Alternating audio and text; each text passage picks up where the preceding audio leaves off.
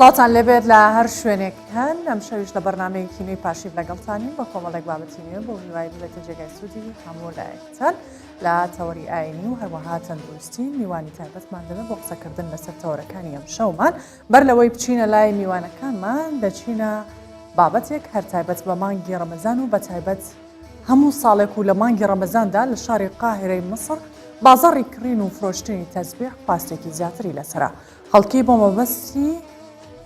بەسەربردننی کاتیان وەکو خولیایەک بەدەستیانەوە دەگرن بۆیە تەسبیح ڕەواجی زۆری هەیە و بە شێوەیەکی بەرچاوی شەناردەی وڵاتانی کەنداو دەکرێت.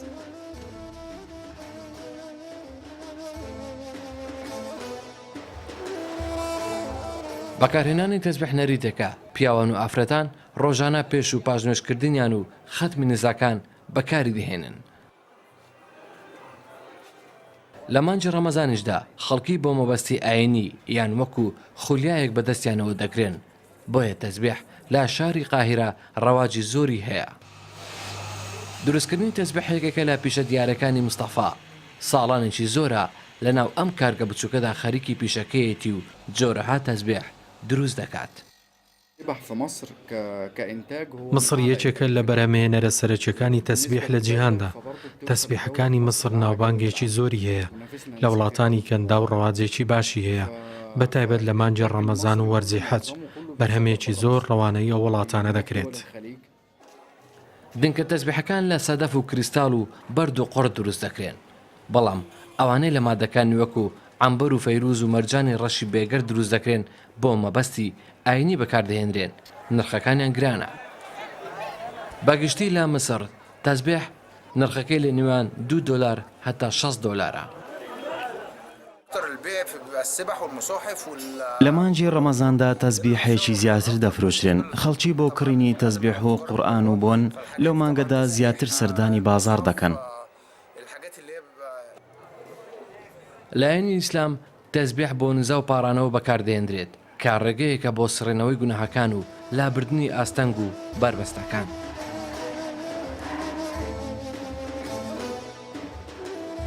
دەچینە تەوەری یەکەمی پاشیف باس لە بابەتێکی ئاینی دەکەین. ئادەبەکانی مانگی ڕەمەزان چییە؟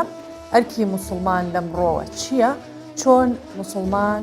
بتوانێت ئەرکە ئاینەکەی وەک پێویست بەجێ بگەێنێت ئەویش با بەجێهێنانی ئادابەکانی ئەم مانگە. بۆ قسەکردن لەسەر ئەم بابەتە لە ستۆدیۆ لەگەڵ ئێمە مامۆستا نەوزاد شەرەبۆتی پێشنوژ و تەرخەن ئامادەیە. مامۆستام کاتت باش زۆر بەخێر. زۆر مەمنون سوپاستان دەکەم سەلامەت بین. سوپاسی بەرنامەکەتان دەکەم دەستخۆشیتان لێ دەکەم. ڕاستی بەرنامەیەکی زۆر جوانە دەستخۆشیتان لێ دەکەم خوای گەورە پاداش خێرتان بدات انشاءالله تعالی. زۆر سوپاس. سەرەتا پرسم کە ئەوترێت ئادابی مانگی ڕەمەزان ئاداب مەبەست لە چییە؟ بسم الله الرحمن الرحيم الحمد لله والصلاة والسلام على خاتم الأنبياء والمرسلين محمد صلى الله عليه وسلم. آدابي مانج رمضان أويك أخواي قبل القرآن في روزة دفرمي أعوذ بالله من الشيطان الرجيم شهر رمضان الذي أنزل فيه القرآن هدى للناس وبينات من الهدى والفرقان. خواي قبل جل وعلا قرآن الله مانج رمضان دا بزانديا لو پیغمبر خوا عليه الصلاة والسلام پاشان تەمەشای ئێمەی مسلمانان ئادابی ڕۆژی گرتن پێویستە لەسەر هەموو لایەکمان تاچی مسلمان بزانی ئایا بەس ڕۆژی گرتن بەس برسی و تێنی تەواو نە خوای گەورە کە پێغەمبەری خوا دەفەرمی عليه الصلاة والسلام خوای گەورە پێویستی بەو شتەینێ کە ئەتوو برسی بی و تێنی بی خۆت لە گوناح و تاوان نەپارێزی ئادابەکە ئەوەیە کە پێغەمبەری خوا دەفەرمی عليه الصلاة والسلام یەکەمی نیەت یەکەمین لە ئاداب کە مسلمانان دەبی چاک بزان نیەت ئیخلاص لە ڕۆژی گرتنە کە پێغەمبەری خوا دەفەرمی عليه الصلاة والسلام من صام رمضان إيمانا واحتسابا غفر له ما تقدم من ذنبه متفق عليه. پێغەمبەری نازارمان دەفەرمێ صلى الله عليه وسلم کە ئینسان نیەتی خۆی دەبی صاف کە لە مانجی ڕەمەزان تەوبەیەکی بەیەکجاری بێ خوا تەوبە بی کە ئەمن ئەو سی ڕۆژەی بە ڕۆژی دەبم کە نیەت و نیاز پاچی دەبۆ خوای گەورە لێی وەردەگری چونکە پێغەمبەری خوش فەرمووی عليه الصلاة والسلام خوای گەورە لە گوناهای پێش و پاش هەمووی خۆش دەبێت. ئایا مانگی ڕەمەزان دەرفەتە بۆ ئەم پاکبوونەوەیە؟ بەڵێ دەرفەتێکی زۆر چاکە قوتابخانەیەکە کە ئێمەی مسلمانان لەو قوتابخانەی دەرسێکی وانەیەکی وا فێر بین یەکەمین جار تەوبە بکەین بنيته بإخلاصه وبرنخواته وبيا رب العالمين خواي قول دفر يا أيها الذين آمنوا توبوا إلى الله توبة نصوحة زور مهمة خواي قولا باتساق بينا راني خوشي بزان مسلمانان بزانا خداي قولا بهنزة ليمان خوش بي قد خواي قولا بندي خوي ناوتنا واقري جهنم لو تشي دروس لو بيباوران وكافران دروس كرايا مسلمانان باتساق أوي بزان خوا زور برحمة كأتو توبة كبير خوا توبة خوا لم قناع كانت خوش دبي هر تاوانك هر گناهك بيت اتوانيت توبه بك تاوانك انسان اگر پیغمبر خوا د صلی الله علیه وسلم گناع ما بين عرض واسمان كريب تنقوري گناع خوا قال لي خوش دبي فرمودي شيء صحيح ويا لو ماني خلق بتي خرج بكوجي ك پیغمبر خوا د فرمي عليه الصلاه والسلام بياوي نوحه نو سلامي كش سوكن راهبك خواناس قلتي امن نوحه نو سلام كش تسبك نوحه نو قسم كش اخوالم خوش دبيانا قلت برو خوالت خوش نابي اويش كش كدي صات او زار هستا تشوكن زاناجك قلتي امن والله قناعي زورم كرديا صد زلام كشتيا قلت خوالت خوش داي بس توبه بكي الندم بالقلب بضل بشمان بيوا دوامين نقر يوسر او قناعي كرديت اقر نقر رايو خوالت خوش داي حتميا وهي قورا وكو باسم ما توبه كر درجاي توبه ما بين مغرب ومشرقه درجاي واقوريا او ذا بيغمبري خوا فرمي عليه الصلاه والسلام كابرا الروي للرجاء دامر خواهي يقول ملائكة الرحمن وملائكة عذابنا ملائكة الرحمن قلتي أمن ديبما بهاش كتشك التوبة كرديا ملائكة عذابش قلتي ديبما أقرد زنشك صلى كشتي خواهي يقول فرم إجبراء البرو رجاكي ببيو بزانن لو شارس كتسوي تدري كتسوي تدري بلاي شاركي دا كدو زياتر خواهي يقول بردي بهاش تسونك بهنزت خواهي يقول لعبدي خوي خوش بي إيمي مسلمان لو ما انقدر بها توبة بكين بارو بكين أخوة بإخلاص ما مستهند جار كسانه كان على جاري زوا يعني هشتا من جنجم يعني باتاوانا كان بقات بون من الثمانية كو كاتا توبة كم زور جاريش جمال لو كساني الله بون مونا اگر باسي حج بكين الله جاري حجنا كم من جنجم لبروي هشتا دواتر رنگا گناهي ترم هبل آیا کاتێکی دیاریکراو هەیە یان ئەکرێت کەسێک وابیر بکاتەوە کە لە تەبەنێکی درەنگدا ئەبێتەوە بۆ بکە جوانە بەس ئەو گەنجە دەزانی کەینێ دەمری دیار نییە کە نەزانی کەینێ دەمری کە لە کاتی بالغ بوونە بزانە منداڵ ڕۆژی لەسەر نییە هەتا بلوغی دەبی لە 14 لە 5 ساڵی مندار وەچی احتیلایم بوو کەچ خۆی ناسی ئەو کاتی واجبی شەرعی دەکەتە سەری کە واجبی شەرعی کەتە سەری دەبی تەوبە بکە و ئاگاداری خۆی بی چونکە خوای گەورە مەلائکەتی دەنێری عەتید ڕەقیب لەسەر شانی دەنووسن حیسابە لەو ڕۆژی کە بلوغی دەبی ئەو منداڵ ئەو گەنجە حیسابە لۆی گوناح و تاوان هەموو حیسابە بەس ئەو گەنجە ئەگەر بری هێشتا مایتم پاشان لەو خۆم تەوبەی دەکەم ئایا ئەو بە گەنجی بێت ئێستا خاستن لەو زوو کە ئێستا تێیداینە هاتە اختیارێک دەمری خوا تەمەنیان دیرشکی یا رب العالمین صد گەنج دەمری ئێستا بەحاجسی سیاری بەشار پێشمەرگێ فەقیری شەهید دەبی ئەوانە بەس پێش ئەوەی لە خۆی تەوبە بکە وەڵا ناچمە عەجز کاکەلو ناچە عەجز وەڵا هێشتا مایتم ئاخر ئەتوو نازانی کەینێ دەمری نازانی کەینێ چکە مردن غەیبیە مردن غەیبی ئەگە بمانزانی بە یەک لە ڕەحمەت و نیعمەتی خودای گەورە ئەوەیە ئەجەلەکەی شاردینەوە ئەگەر ئەجەلەکەی ئیمەی دیاری کرد بیگۆ بە فلان کە ساری 2021 دەمری لەو گۆرە قەدەم دەشکە هەژیان نەدەبوو وای گەورە تەمەنەکەی ئەجەلەکەی شاردیتەوە بە شارەوەیە بەس پێویستە خاستن لەو مانگە ڕەمەزانە ئەگەر گەنجێک کە پێغەمبەری خوا پێ دەفەرمی عەلەیهی سەڵات وەسەلام ئەگەر تەمەن 20 ساڵە 30 ساڵە تا ئێستا گوناحت کرد تا ئێستا تاوان کرد تا ئێستا بێئەمری خوات کردیا لەو شەوە مەردی خوا بە تەوبە بکە خوا لەم گوناحەکان خۆش دەبی هەمووش بە چاکە حیساب دەکاتەوە هەر هەمووی خوای گەورە تەبدیل الحەسەنات ئەو گوناحانەی کە 20 ساڵە 30 ساڵە کردیتیم کە ئێستا تەوبەیەک بکە بەس بەو شەرتەی نەگەڕێتەوە خوا لەم گوناحەکانی خۆش دەبی هیچ تاوانێک هەیە کە خوالی خۆش نەبێت یان تەوبەی لەسەر نەکرێت خوا دەفەرمێ ئین الله لا یغفر أن یشرک به شەریک لە بۆ خوا پێیاکردن نەعوذ بالله ئینسان لە دین دەربچی خوا پەنامە بدە رب العالمین بەشی ئەو تاوانی خۆی دەسووتێ بەس زۆربەی عولەماکن دەفەرمێ ئەگەر ئەو کەسە تەوبەیەک بێ خوا تەوبە هیچ کە ناگەڕمە سەر ئەو گوناحە خوای گەورە لێی خۆش دەبی چونکە حەقێکی خوایە حەقێکی خوایە خوای گەورە لە حەقی خۆی خۆش دەبی بەس لە حەقی عەبد خۆش نابی ئینشاءڵڵا دێینە سەر ئەو باسەش باشە بینە سەر بەڕۆژووبوون و باخی بەڕۆژووبوون لە مانگی ڕەمەزان چییە؟ ئاماژەت بەوە کرد کە بەڕۆژووبوون تەنیاوە نیە خۆمان لە خواردن و خواردنەوە بە دوور بگرین کەواتە چیترە؟ پێغەمبەری نازارمان دەفەرمێ عەلەیهی سەڵات وەسەلام حەدیثەکە وایە ئەگەر ئینسان کە بە ڕۆژی بی لۆ سەحەتی خۆی باشە ئەوە لۆ دکتۆرەکان بەجێدێن بە ئەوان زیاتر باسی ئیشی خۆیان بکەین بە ئەمە ئەو بابەتی بەجێبێن باخەوە کە تازە باسم کە ئینسان لەو مانگەدا لەو مانگە پیرۆزەدا کە بە ڕۆژی دەبێ یەکەمین باسی تەوبەمان کرد باسی تەوبەمان کرد دووەمین لە مانگی ڕەمەزاندا قورئان خوێندن ذکر و تەسبیحات کە خوای گەورە لەو ڕۆژەدا لەو مانگە پیرۆزەدا کە ڕەمەزانە پێغەمبەری خوا دەفەرمی عەلەیهی سەڵات وەسەلام عەبدەکانی من کردەوەکانی هەمووی لۆ خۆتی نوێژە حەجە زەکاتە قسەی چاکە سەدەقێ هەموو شتێک لۆ خۆیتی بەس ڕۆژی لۆ منە خوای گەورە دەفەرم بزان چەند وەئەنە ئەجزی بی دەفەرم بە گەورەترین پاداش بخۆم دەزانم چ پاداشتە چەندەم پاداشتەکەش ڕەزابوونی خوایە و باشتەکە ئینشاءالله تعالە بەڵێ چ کارێکی دیکە هەیە کە توانرێ بکرێت لە مانگی ڕەمەزان لە مانگی ڕەمەزاندا بدایەت کە زۆر مەبەستمەوەی کە بەشێک بێ لەو ئادابانەیان لەو کارانەی پێویستە لە مانگە ئەنجام بدرێت دومین ئاداب کە یەکەم باسمەک دومین ئاداب سعور پاشی و ژێک لە ئادابەکانی مانگی ڕەمەزان چکە لە مانگەکان کە نیتمان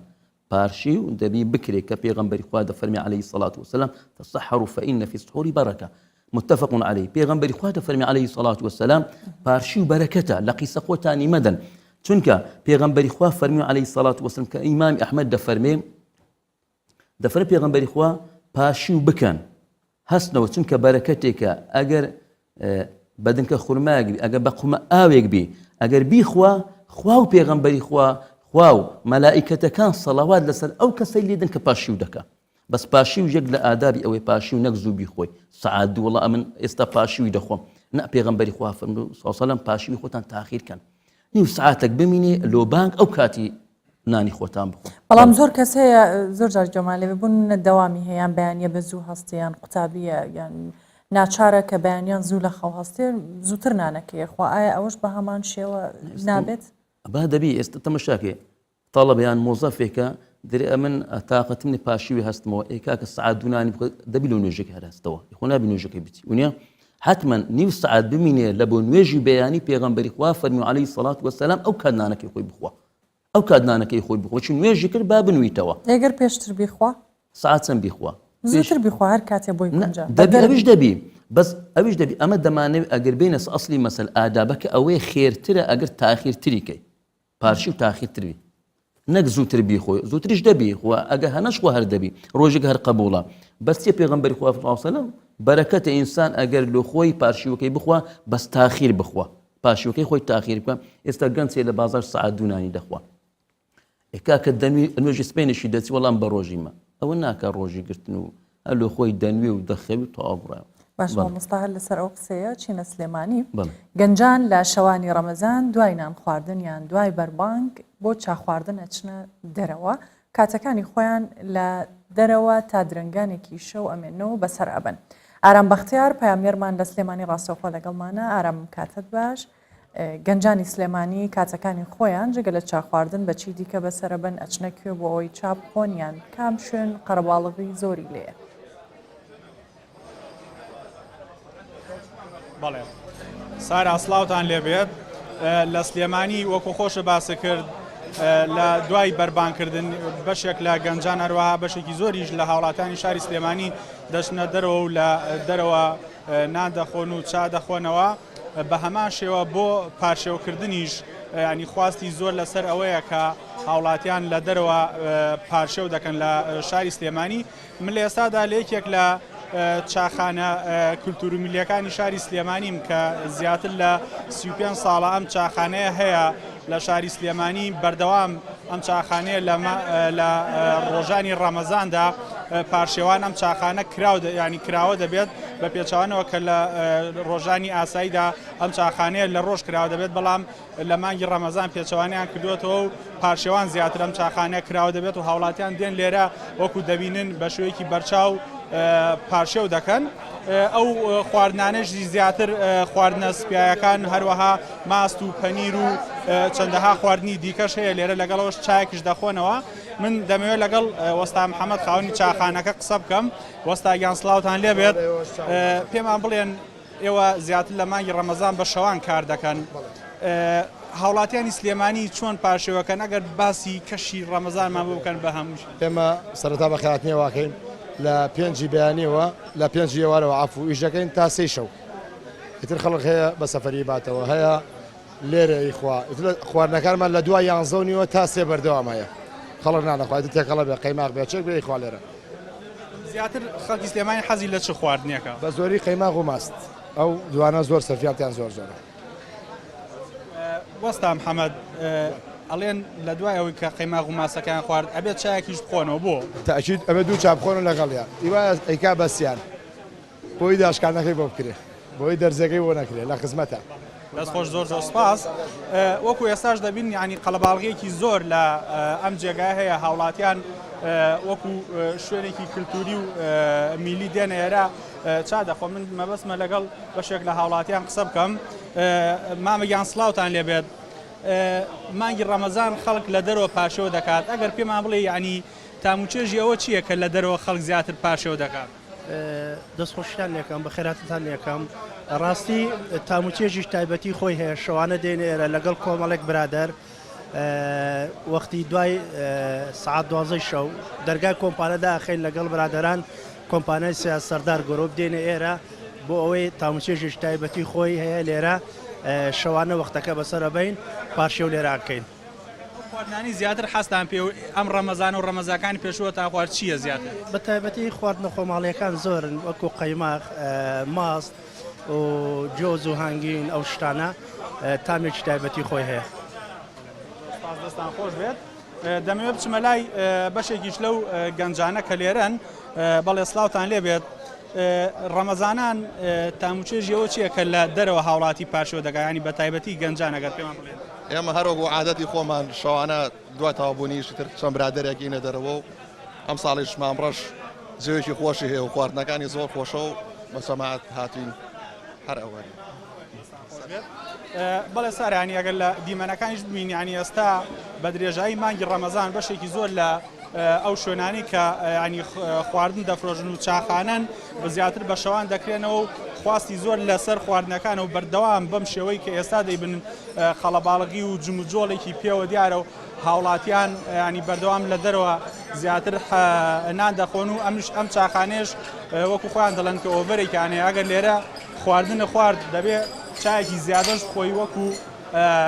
ئۆڤەرێکە ئەم چاخانەیە دایناوە ینی لەگەڵ ئەوەشدا هاوڵاتیان باس لەوە دەکەن وەکو نەریتێک لە شاری سلێمانی کللتورێکیان هەیە کە دەبێت ینی وا پێیان خۆشترە وا حەز دەکەن کە زیاتر لە دەرەوە نان بخۆن و تاموچێش لەوە دەبین پاشێوکردن لە دەرەوە بکەن بەختیار لە سلێمانی لەگەڵمان بووی سپاس بۆ زانیاریەکانت مامۆستانۆزات جارێکی ترەگەڕێمەوە لای جەنابەت هەر تایبەت بە ئادابەکانی مانگی ڕەمەزان ئەگەر ئاماژە بە ئادابەکانی دیکە بکەی چییە؟ بەڵێ سێمین ئاداب فتارکردنەوەیە کە فتارکردنەوە پێغەمبەری خوا دەفەرمی عەلەیهی سەڵات وەسەلام زوو فتار بکەنەوە وەکو تازە باسم کرد تاخیر پاشیو بکەن بە زووش فتار بکەنەوە چونکە هەیە کە پێغەمبەری خوا عەلەیهی سەڵات وەسەلام کە ئەنەس دەفەرمێ پێشی نوێژی بکە ئەو فتاری دەکەوە پێغەمبەری خوا عەلەیهی سەڵات وەسەلام یان بە ڕووتاب یان بە قەسب ئەگەر نەبە بە ئاو زۆر پێویستە کە موسڵمانان فتار دەکەنەوە بە قەسب یان بە ڕووتابێک یان بە ئاو فتار بکەنەوە یەک لەو ئادابانی کە پێغەمبەری خوا فەرمووی عەلەیهی سەڵات وەسەلام تاخیری مەکەن ئیمامی شافعی ڕەحمەتی خودای گەورە دەفەرمێ نابی دوو ڕۆژان لەسێک دی بە ڕۆژی بی هەیە دەرێ کاکە وەڵام پێم دەگیرێ و مەغریبی ناشێنم هەتا سبەی شەوێ یان دوو ڕۆژان سێک بە ڕۆژی دەبم ئەوە لە شەرعدا نابی و جائز نییە پێغەمبەری خوا فەرمووی عەلەیهی سەڵات وەسەلام یەک لە ئادابی ڕۆژیگرتن ئەوەیە هەر بانگدرا و یەکسەری بیشتێنی نەک برێ تاقیچ مەبەستی نیشکاندنی ئەو ڕۆژوە چییە بۆ دوو ڕۆژ؟ ئەو کەسە هەیە دەرێ ئەم تااقەتی مێ و خێرە بەخێر ئەوە دەکا پێشتر ئەم جەم لێ بۆ لە با باپیران دەیان گوت کاکە بانگ دەدرا دەک هێشتا مایە با برشکە با مامۆستا لێ بیت و ئەوز دەشتێنم لەگەر بانجی یەکەم ئەڵڵاهو ئەکبەر دەبێ یەکسەر بیشتێنی چارەمین ئاداب کە پێغەمبەری خوا فەرمووی عەلەیهی سەڵات وەسەلام کە فتار کردەوە زۆر مهمە دوعا بکەیت لەو کاتەیدا پێغەمبەری خوا فەرمووی عەلەیهی سەڵات وەسەلام دوعا خوای گەورە ڕەتی ناکاتەوە دوعای ڕۆژیگران لە کاتی بەربانگدا دوعا بکەن چ دوعایەک بکرێت باشە؟ هەر دوعایەک دەکەی بەس دوعای چاک بکەی دوعای لۆ خۆت دەکەی لۆ داک و بابت دەکەی لۆ نیشتیمانت دەکەی هەر دوعایەک دەکەی بیکە دوعایەکان چکە تەخسیص نییە برێ بەس بەو دوعای بەس پێغەمبەری خوا فەرمووی عەلەیهی سەڵات وەسەلام کە ئینسان بەڕوو بیرێ خوایە ڕۆژەکەم لێ وەربگری ئێستا زۆر جاران خەڵک کە بە ڕۆژی دەبی یان نوێژێ دەکەم هەست سەلام دەداتەوە هەردی کاکە چێوە هەردی دەوەرە کاکە دوعایەکەی بکە بزان خوا لێ وەرگرتی لێ وەرنەگرتی ئەتو بێ دەبی مەمنونیش ببرێ خوایە ئەو ڕۆژەم لێوەگرێت چکە خوای گەورە مەجبور بە ڕۆژی من نییە مەجبور بە نوێژەکەی من نییە کە ئەتوو لێی دەپاڕێەوە سوزدەی لۆ دەبێ پاشەن هەستایەوە کە ڕۆژەکە شکان بێخوای لێم قبولکە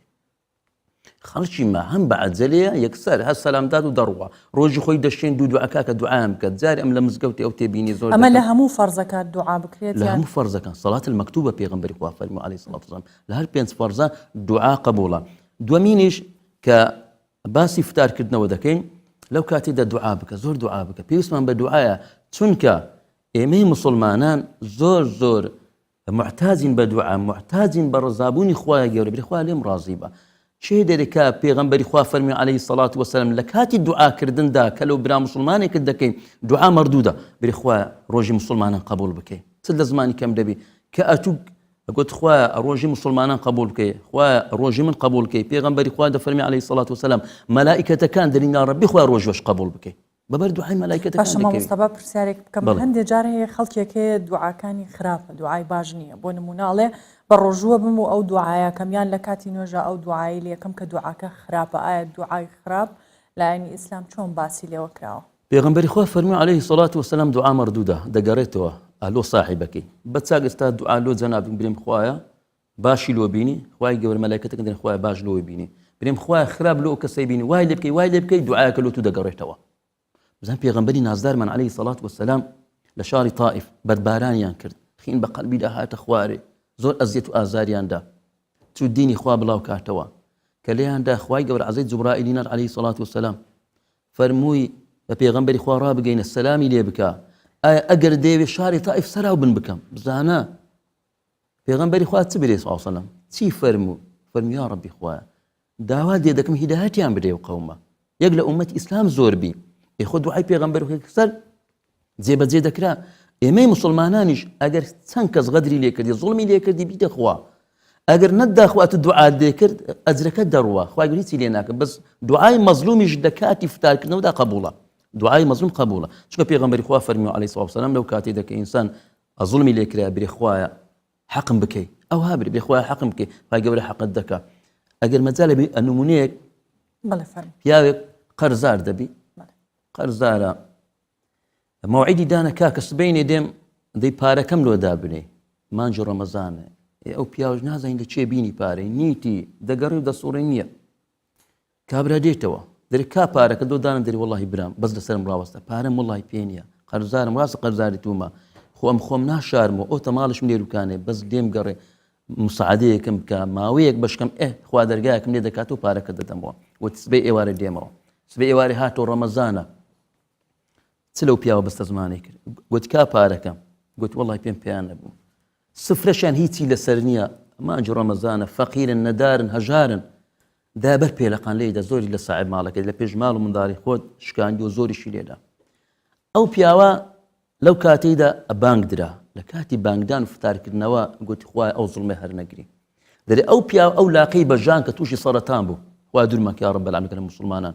لاقی بڕاوە لاقەکە دیشی توش بوو چکە بەو لاقەی لێیدا لەو کاتە ناسکەیدا دوعا قبولە و بچی زوڵم لەو کەسەی بکە ڕاست عەق خۆتە داوا بکە ئەگەر نەی لەسەری ڕاوەستە ئەوجا دووەمین شت ئەوەیە ئێستا فەقیر لە زۆرن خوا پێداوان زەکات سەرفترا خۆت ئیساب مەکە لە ژنەی فتووە 2500 دانایە فەقیر بدە ئەگەر ئەتوو هەیتت کاکە 10,000 بدە 20 بدە 25 بدە پارەت زۆرە گەلەشی بدە فەقیران بڕۆ ئاور لە ماری فەقیران بدەنەوە قەرزارن نەدارن یەتیمن بێنەوەیان بڕۆن دەستی یارمەتیان لە بۆ درێژ بکەن ئەوە مهمە کە پێغەمبەری خوا فەرمووی عەلەیهی سەڵات وسەلام ئاگدار بن دوعاکانی خۆتان بکەن بەس دوعای خراپ بکە چونکە دوعای خراپ بەسەر ساحیبەکەی خۆیدا دەگەڕێتەوە بەڵێ ئەوەی بینیمان ئێستا لە سلێمانی و لە هەموو شارەکانی کوردستان بە درێژایی ئەو چەند شەوەی مانگی ڕەمەزان کە ئێمە هاوکارانمان ڕاستەخۆ لەگەڵمان بوون گەنجان زیاتر کاتەکانیان لە دەرەوە بەسەرەبن بەڵام لە ڕاستیدا ئادابی ڕەمەزان و ئادابی ئەم مانگە پێویستە خەڵک مسلمانان بەگشتی کاتەکانی خۆیان چۆن بەسەر ببەنیان چی بکەن ئیمامی شافعی ڕەحمەت خودای گەورە دەفەرمێ چەند شتێک ناپەسەندە و نابی بیکرێ کە مستحبە بە ڕۆژ کە ئینسان لە پارشی و کەنیەتی هینا و پارشیوی خۆی خوارد ئەتا ئێوارە زمانی خۆی دەگریت دەبیست بینان ئەستەوە بە ڕۆژ نەک بنوی ئێستا خەڵک هەمووی دەنوی کاکم هەتا پاشی نیوڕانی هەرناستی و نوێژی نیوڕانی تاخیر دەکە و دەیباتە عەسر و عەسرێ دەیباتە مەغرب کاکە وەڵەتیە لەیگەڕەوە کوڕمیان چیژم بە ڕۆژیە کاکە ڕۆژی گرتن وا نابی ئەتوو ڕۆژی هەر بخەو ببێ سەرێ دەی بە ڕۆژ هەستیەوە 30 ڕۆژی ڕەمەزان دەبی بەلایکم کاکە دەختمی بکەی 8 ختمی قورئان بکەی ئەگە قورئان نازن قل هو الله بخێنە کە پێغەمبەری خوا فەرمی عليه الصلاة والسلام قل هو الله أحد سێ قل هو الله بخێنە شتاک بە ختمێکی قورئان کردیە ذکر و تەسبیحات استغفار دوعا صدقەی بکە ڕۆژان ئەوە بە ڕۆژ بە شەویش کە ئەتوو فتارت کردەوە ئەو مەساف ئیسراحاتێک دەکەی دەچی تەراویحەکان دەکەی بەداخەوە تەراویحەکان ئێستا مزگەوتەکان بەرەو چۆلبوون دەڕۆن خەڵک دەرێن وەڵام مامۆستا نوێژ درێژە وێک دەرێ وەڵام نازم دەنجی خۆش نییە و نایکە ئەو دلۆ خۆی ئەنجەتەکەی بە مزگەوت و مامۆستایان دەگری کاکە تەراویحەکان لە هیچ زمانکان کە تەراویح نییە یەک لە ئادابەکانی نوێژ تەراویح بەس لە مانجی ڕەمەزانە تەراویح لە هیچ زمانکان کەند نییە کە تەراویحەکانت کرد بازار نییە خەڵکی ما فێر بووە دەرێ کاکە وەڵا ئەمن ئەوڕۆ بە ڕۆژمە زۆر هیلاکم مادیمە با بچم نێرگەلەیەک بچێشم و جەوی خۆم ساف بکەم و هەتا پارشی و لۆ خۆی سنیانی و دۆمینە و تاوڵە یان لە ماڵەکان خڕ بنەوە زۆربەی لە حەدی قەمالەکانی ئێستا خڕ دەبنەوە خەڵک وەڵا چیە ڕەمەزانم کەرمستانێ و نازانم دۆمینە و تاوڵە ئەو بابەتانە دەکەم شەوەکەش بەو حالەی بەسەر دەبەم شەوی بە تاوڵە بەگەمە و هەگاڵتەی بەسەر دەبە ڕۆژش بەنووستن پێغەمبەری خوا دەفەرمی عليه الصلاة والسلام ئەوانە نابی لەو مانگەدا بیکەی ئەتوو دەبی لەو مانگەدا چ بکەی کاکە زەخیرەیەک خڕکەیەوە ئەو مانجی ڕەمەزانە لۆ خۆ چێ دەرێ دەگەی مانجی ڕەمەزانە چکە ئەتوو چێ دەرێ بەدەست دەکەویتەوە بەڕێزم خوشتی بەڕزم بە تایبەت خوشکەکان بەڕاستی ئینسان زۆر تەماشای دەکەین مستەمر لە بازاڕینە بازار نابی بازار کاکە ئەگەر لەو مانگەدا دوو شەو بڕۆ بازاری خۆت بکە پێویستە منداڵش پێسی بە شمەکە بڕۆ بیکڕە بەس ئەتوو هەموو ڕۆژی هەموو شەوێ بڕۆی گەنجەکانمان بڕوە تاوڵەی بکەیان نانی لەوێن دەربخوا ئەدی برای من ئەدی کا شەو نوێژەکانمان کە پێغەمبەری خوا دەفەرمی عليه الصلاة قیام الليل زۆر زۆر مهمە پێغەمبەری خوا فەرمی عليه الصلاة والسلام دوو ڕکعات لە شەوا بیکەی لە تاریکای شەو بیکەی خوای گەورە لە تاریکای عەزابی قەبر دەتپارێزی لە تاریکای قەبر دەتپارێزی پێسمان بەوەیدا بەڕاستی ئەوانە کە هەموو شەوان دەڕۆن خوێکی زۆر زۆر خراپە هیوادارم تەوبە بکەن بگەڕێنەوە ئاگان لە شەو نوێژەکانی خۆیان هەبێ قورئان بخوێنن زانیاری بەردەوام فێر بن و بەتابێت ئێستا کە تەڵەبەکانمان قوتابیەکانمان خوا ناجعیان کە یا رب العالمین مەڕۆنە دەرێت دەرسی خۆتان بخوێنن ئەوی شەر بە خێر و سەدەقە و حەسەنات حیساب ان شاء الله تعالی باسی قوتابیانت کرد ئێستا هاوکارمان زەردەشت هەمەیە لە هەولێر لەناو بەشە ناوخۆی قوتابیان لەگەڵمانە دواتریش دەگەڕێمەوە پرسیارێکە کە ئێمە ئەوەی باسمان کرد زیاتر پیاوان بوو تاوڵە و دۆمینە و چوونە بازار و نێرگەلێکێشان ئەمە بەڵام با باسی خانمانیش بکەن نەجار ئەوانیش کۆ ئەبنەوە و لەناو ئافرەتان زەم و باسکردنی خەڵک زۆر باوە دێنە سەر ئەوەش دەچمە لای هاوکارم زەردەشت هەمێ لا بەشە ناوخۆی قوتابیان لەگەڵمانە زەردەشتم کاتت باش پێمان بڵێ قوتابیان چۆن کاتەکانی خۆیان بەسەر دەبن لە ڕۆژدا چیەکەن کاتەکانی شەوانیان چۆن پڕ دەکەنەوە چۆن پارشێوەکە نەزانین کە ئەوان لە خێزانەکانیان دوورن لەوانەیە تا ڕادێک بۆوان زەحمەتتر بێ فەرموو دەم باش سارا ئەز نها میوانێ خواندەوانێن ڕۆژاوای کوردستانی مە تایبەت مەخواستی و چیرۆکاوان دەوامە هەڕۆژیەدا ڤەگوێزم براسیل وێرکێ چیرۆکا چەند مژاران بالا مکشان کو هەندێک خواندەوان ji malbatên xwe durin هەندێک خواندەوان دەرچوونە lê nikarin biçin xwediyê xwe bîn vegerin ser mal û halên xwe هەندێک malbatên wan li welatên dervan e هەندێک malbatên wan li Efrînê nikarin vegerin rojava di heman demê de niha dema ezmûnan e û beşek mezin jî ji xwandevanan birojî dibin ez ê van pirsan arastiyê wan bikim bizanım çawa paşî vê dixwin çawa fitara ve dikin çawa rojên xwe rojiyê birêva dibin destpêkê ez dixwazim cem vî xortê xwandevan dest pê bikim êvar baş wara meha rojiyê hûn çawa birêva dibin hûn çawa sihora dikin hûn çawa fitara dixwin hûn çawa xwarina xwe amade dikin destpêkê de wan bi xêr hatin birastî em grûpekî ji tilabê Rojavayê Kurdistanê li vê derê ne ئێمە وەک عائلەکەن یعنی li vê derê طبعا her carê kesek çê dike fitaran وەک سراکێ مەدانیە هەر کەسێک وەختی خۆدا دارێ فتارە چێ دەکێ و ئەم سعورێ خۆشی جار هەیە دخۆن جار هەیە ناخۆن یعنی حەسەبی وەدای حەسەبی ئەم ینی ئەممان ئەم سەهرین ئەم سعورە دخۆن زەحمەتیان ون دکشینن چنە زەحمەتی وەکو خۆرتێن ڕۆژاوا خواندەوان چه زەحمەتی هەنە طبعا زەحمەتی وەختی خوێندنێدا هەنە بتایبەت وەختی امتحاناتاندا پر جاران هەیە مضطرن ڕووجیا بخۆن جبر امتحاناتان جاره بالضبط جبر وی هم جار نه وقتی ازمون هبن ام روجی دخون جار نه جبر تأثیر لسر خوندن مدرکه یعنی اوج مستقبلی کل پیش ما وقتی دنیجا اگر دوام طبیعی بیانی عادی بی اما مروجه خود دگرن براسی هندک زحمتی هنه لپیش الرجاوی کردستان اما وقتا که مروجی بون زحمتی تنبون براسی بتایبت جبو آوه يعني الفي دارم مروف قال لك يتيد به يعني جبر از خوازم بزن یعنی الروجافا یان و دهمان دامن سوریا جی کو سقایوه جبر جدایه الورس هندکی سورا الور هندکی دنیا گرمه اره بله يعني هركز زاني الرجاوي كردستاني جوي خواج فرق هي الفي داري الكردستان عراقي هندکی الفيدري قال لك يقرم عنا هندکی فرقي قال لك هذا قرم بنيدا أواج تأثيرات قد صار آوي مريتي دبي قال لك أفجيش بيكم أنا أسخوزم تكازي اللي بكم وانت كلين دمجميرن دنگ نمونه نه دمجمير يكوني فبدا ما هولره ون پیوندی مالباتن خورا دکنین روجاوا او ناس خورا خود شاد خون تکلی چاوت شد به هستین واچن بخدا يعني براسي عم بشتي افطاران قالكي داخفن لقلوانا يعني لسر انترنت اتزاني يعني عم بوانا را دنگ دكن اونا يم خديم روجاوي كردستانينا الباجار قامش نارونشتنا از بخوش كوباني ما بس مالا مال قامش نارونشتيه برجارنا بشت افطاران دنگ دكن برسياري دكن سعوران شاوا دخون وفطاران چه دكن ون چه دخون انتزاني مري بيريا مالا مري بيريا افطارك و که مران چه دیگه مری بیری دیگه طبعا هر کو مری چقاس خوشه بگه خورنه خو دمنه خورنه دایی که مران خوش دارن هر که وقت تقول مروف چقاس خورنه چه بگه گلکس باش بوده وقت خورنه مالواتی چه نابه از خودم تناسب کنم تج کیشان باجاری روجاوی کردستانی تصال چندان ادخونی روزی چاوه بخير بما مستزر داشت نوفم خليله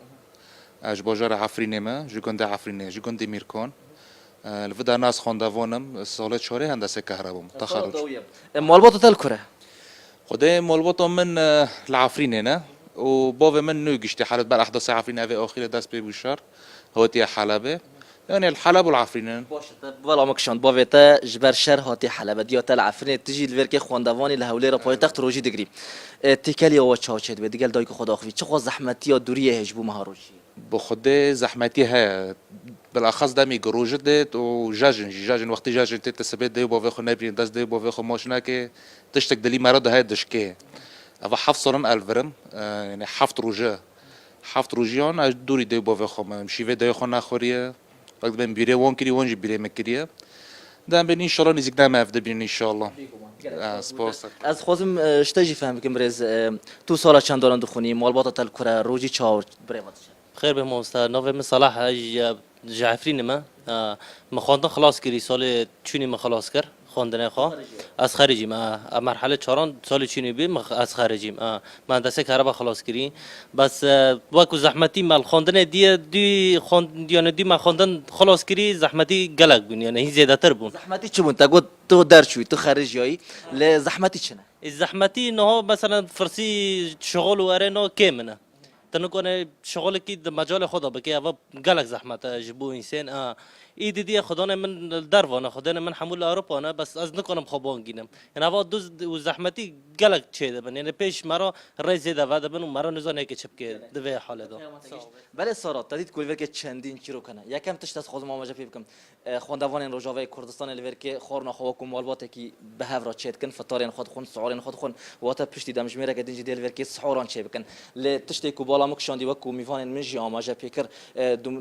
دو گنجن جعفرنی کو اف بیا پرسکری که هری مزن نکان مالباتین خواب ببینن باوکی وی گنجی نمونه جبر شهر چوی حلبه دیاویل عفرنه اف خواندوان دیجی کو تایبت نها در چویه و مال رونشتی مالبات ویجی اروپا چندین چروکن هستیار لوی و دهنه ایدی روش روجی جاب خواندوان روجاوا ویرنگیه از بعد گرم جام تسرا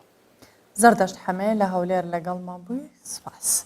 مامۆستا دەگەڕێمەوە لات ئەگەر لەو قوتابیانەوە دەست پێ بکەین دواتر وەڵامی پرسیارەکەی دیکەم بدەیتەوە بۆ نمونە ئەوانە ئێستا کاتی تاقیکردنەوەکانە و بەگشتی بۆ هەموو قوتابیان ڕەنگە ئەو دەرفەتیان نەبێت کە وەک پێویست ئەرکە ئاینەکەی خۆیان بەجێبێنن پێویستە چی بکەن وبيغمبر إخوة دفرمي عليه الصلاة والسلام اطلبوا العلم من المهد إلى اللحد دفرمي بخينا الذي خيندن بصورا اطلب العلم إلى الصين أقل الصين شو دفرمي برون استا أو قطابي بريزانا خيني خويا عندكن بعبادة العسابة أو شرني بس قرآن بخينا بس ذكر تسبيعات خويا بكن لسريان واجبة خيني خويا بكن بتعبد بولي شاشكان استا امتحاني تارو بينزو أوانيا دبي أوهم بردوهم بخين أو خين دين إخوائي قول أوشان لو بحسنات حساب ذكا شێنی بەس نوێژەکانی خۆیان بکەن تەراویحەکانی خۆیان بکەن ئەگە پێیان کرد ئەگە پێشیان نەکرا باخینەکەی خۆیان بکەن ئەویش بە عیبادەت حیساب بەخوای گەورە لیان وەردەگری چونکە پێغەمبەری خوا فەرمی عەلەیهی سەڵات وەسەلام لە مانگی ڕەمەزانە خۆتان خەریکەن بە قورئان و زانست دەگەر هەموو زانستەکان دەگریتەوە هەر علمێک دەخینی هەر علمێک دەخینی پێغەمبەری خوا دەفەرمی عەلەیهی سەڵات وەسەلام حەزرەتی جوبرائیل عەلەیهی سەڵات وەسەلام هەموو شەوانی مانگی ڕەمەزاندات هەموو شەوێ دەهات قورئانی بە پێغەمبەری خوا دەور دەکردەوە بەردەوام قورئانی فێری پێغەمبەری خوا دەکرد عەلەیهی سەڵات وەسەلام پێویستە ئێمەی مامۆستایانی ئاینی دەورەی لە بۆ قوتابیان بکەینەوە فێرە قورئانیان بکەین ئەو قوتابیە بە ڕێزانشکە لە بەشە ناوخۆییەکانن ئایا مەجالی قورئان خوێندنیان نییە مەجالی تەراویحیان نییە مەجالی شەونیژیان نییە با بەردەوام دەرسی خۆیان بخینن ئەوش بە عیبادەت حیسابەوە والله ئەعلم باشە هەر لەسەر ئەو قوتابیانە پرسیارێکی دیکە چەند گرنگە موسڵمانان لە مانگە هاوکاری ئەو قوتابیانە بکەن بینیمان کە بەشێکیان خێزانەکانیان لێرەن لەوانەیە کار و پیشێکی تایبەتیان نەبێ و بارودۆخی سووریاش وەکۆی بینیمان و لێرەش خراپە لەم کاتە ئایا هاوکاریکردن بۆ ئەوانە چەند گرنگە خۆی لە مانگی ڕەمەزاندا سەدەقە زۆر دەکرێت سەدەقە خێرێکی زۆر گەورەیە ئەو چ خێر دەکرێت چ سەرفترێت چ زەکاتە لەو مانگەی خوا پێداوەکان زەکاتی خۆیان تەوزیع دەکەن سەرفترە تەوزیع دەکرێت خێر و خێرات دەکرێت ئەو بەشە ناو خۆیانەکە لە هەر سێ شارەکانی خۆمە بە ئەو خوا پێداوانە بچن ئەو سەدەقە و سەرفترە و خێر و خێرات بدەنە ئەوان چکە قوتابی هەیە وەڵڵاهی دیناری لە بەرچی نییە خوێندنی خۆشی دەکا چکە ئەگەر ئەتوو هاوکاری قوتابیەک بی ئەتوو پارەی بدێ خێری پێ بکەی و کە ماڵی خوای گەورە ببەخشی ئەتوو ئەو قوتابیە بەو پارەیت و ناجعبی بڕوە ببیتە دکتۆر ببیتە مهندس ئەجر و پاداشتی ئەو قوتابی هەتا ئەو کەسە دەمری هەلو توشدێ چونکە ئەتوو ببی ئەوەی کە خوای گەورە دەفەرمێ وتعاونوا على البر والتقوى بزانە خوای گەورە دەفەرمێ یارمەتی یەکدی لەسەر چاکە کە کەسێک زانیاری فێر دەبی وڵاتەکە دەبوژێنتەوە دکتۆرمان زۆر مهندسمان زۆری بەڵێ بڕۆ پێویستە واجبێکی شەرعیە ئەتوو ئەو زەکات و سەرفترەی خۆت بدێ ئەو قوتابیانە کە نەدار و هەژار هیچیان نییە بێمەوە لای پرسیارەکەی بەرلەوەی بچینە لای هاوکارم زەردەشت کە تایبەت بە کات بەسەربردننی ژنان لە مانگی ڕەمەزان هەندێک جار هەر لە ناو مزگەوتەکان لە شوێنی کۆبوونەوەیان لە ناو خێزانەکان بەو ئەوەی پەرستشی خۆیان بکەن لە نێوان پەرستشەکە باسکردن یان زەمکردن یان ناوهێنانی خەڵک بە هەر جۆرێکە لە هەر کاتێک بێت لەو مانگە چەند ئەو کەسانە بە گوناه بۆیان هەژمارەکرێ خۆی یەک لە ڕۆژی گرتن ئەوەی کە ئەتو ئیمساک دەکە ئیمساک معنای تەواو نەک لە خواردن و خواردنەوە کە ئیمساکت کرد دەبی لە زمانش ئیمساک بکەین هەمومان دەبی لە زمانش ئیمساک بکەین تەواو غەیبەتکردن دووزبانی بوختان ئەو بابەتانە کە قسە پێ هەرگوتن و بەو بابەتەنە حرامە بە هیچ نەوەک ئەو ڕۆژت قبول نێت چونکە پێغەمبەری خوا دەفەرمی عەلەیهی سەڵات وەسەلام دەبی ئینسان زمانی خۆی بگری بە تایبەت خوشکە بە ڕێزەکان کە دەستنا مزگەوت لە مزگەوت تەراویحی خۆیان دەکەن تەراویحەکەت کرد سەر چاوم بەس تەراویحان دەکەی دەبی زۆر ئاگداری زبانی ناو مزگەوت ناو مزگەوتە قسەکردن هەر حرام ئەسڵەن نەک غەیبەت هەر غەیبەت هەر کفرە ناو مزگەوتێ بیکەی کە تەراویحەکەت کرد هاتیەوە مارێ بڕۆ ئاگات لە ماڵ و منداڵەکەی خۆبی منداڵەکەم بنەوە ژۆری منداڵ هەموو لە دەرێ و پیاسەی دەکە ئەو منداڵە گچکۆکانە تربێتی ماڵ و منداڵی خۆت بدە دووەمین کە خوشکە بەڕێزەکان خڕ دەبن لە پێش دەرکەی 5-6 خڕ دەبنەوە فلان ڕەشە فلان کورتە فلان درێژە وڵای خوشی من پێغەمبەری خوا دەفەرمی عەلەیهی سەڵات وەسەلام من لم يدعو قول الزور والعمل به فليس لله حاجة أن يدعى طعامه وشرابه رواه البخاري پێغەمبەری خوا صلى الله عليه وسلم ئەگەر هەر کەسێک چ ئافرەت چ پیاوی قسەیەکی وا بکە بوختان بکە خوا پەنامەم دا رب العالمین یان غەیبەت بکە یان دووزبانی بکە یان کردەوەیەکی وا بکە کە ناشەرعی بی پێغەمبەری خوا دەفەرمی عەلەیهی سەڵات وسەلام خوای گەورە پێویستی بەو ڕۆژوەی نییە کە خۆت برسی کۆ تێنیکەی وڵای با پێ نەبی ئەتو ئەگە زمانی خۆت نەگری خۆ زمان ئەوە نییە بەس ئەتو زگت بگری و برسی بی دەبی دامەینی خۆت بپارێزی لە حەرام زمانی خۆشت بپارێزی ئەو ڕۆژە خوای گەورە لێمان قبوڵ دەکەم خوشکە بەڕێزەکان دادرچن قسە و باز دەکەن ئەو لە ئەولا بەڕاستی یەک تکامەوەی ئاگداری زبان تابن چونکە پێغەمبەری خوا دەفەرمی عەلەیهی سەڵات وسەلام ئەی سەعەد سەحابەیەکی پێغەمبەری خوا فەرمووی داکت ئەلۆت لە خۆ بدا ئاگات لەو زبانەی بی ئەو زبانە تووشی ئاگری جەهەنەمت دەکا هەر بەو زبانش دەچێ بەهەشتێ بەڵێ ئەو زبانە خوای گەورە پێی داوین لۆ چ قسەی چاک کەلیمەتون طەیبە سەدەقە ئیدا کەلیمەیەکی برێ سەدەقەیەک لۆ دەنووسێ پێغەمبەری خوا صلی الله علیه و سلم ئەو کەلیمەی لە باتی باسی فلان و فلانی بکەی خوای گەورە لە عاقی خۆی خۆش دەبی لە بیداتی باسمان کرد بەس لە حەق و ناس خۆش نابی پێغەمبەری خوا دەفەرمێت صلی الله عليه وسلم لە ناو سەحابان فەرمووی ئەمە فلس چێیە سەحابەکان فەرمیان ئەو کەسێک کە دینار و درهەمی پێ نەبی فەرمووی نەخێر فەرمی ئەو کەسانە کە لە ڕۆژی مەحشەردا لە ڕۆژی قیامەتە لە تەرازوی ئەحمالیاندا خێر و خێراتیان یەکجار زۆرە ئاخری تەمەشا دەکەیە خێر و خێراتەکە هەمووی دەڕوە نامینێ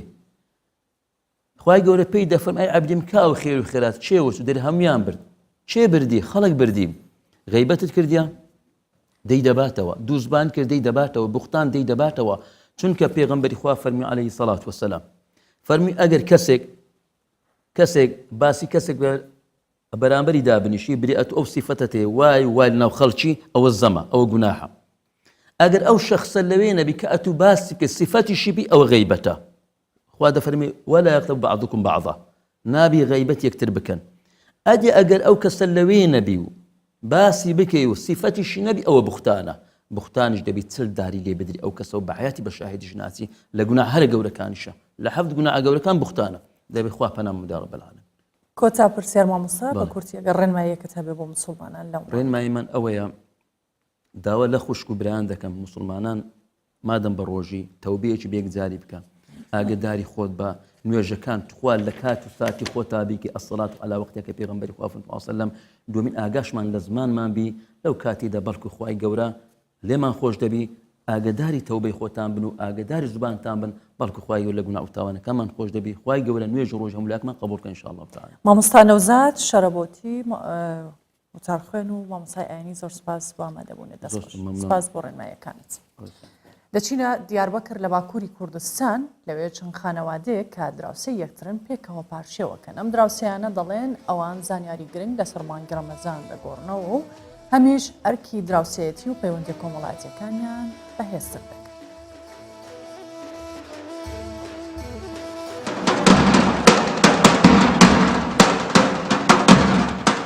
ئەف دەرسی تایەکە لە دیاربەکرەیە سعات دوێ شەوەیە bi dengê dawûlê niştecihên rojêgir radibin paşîvê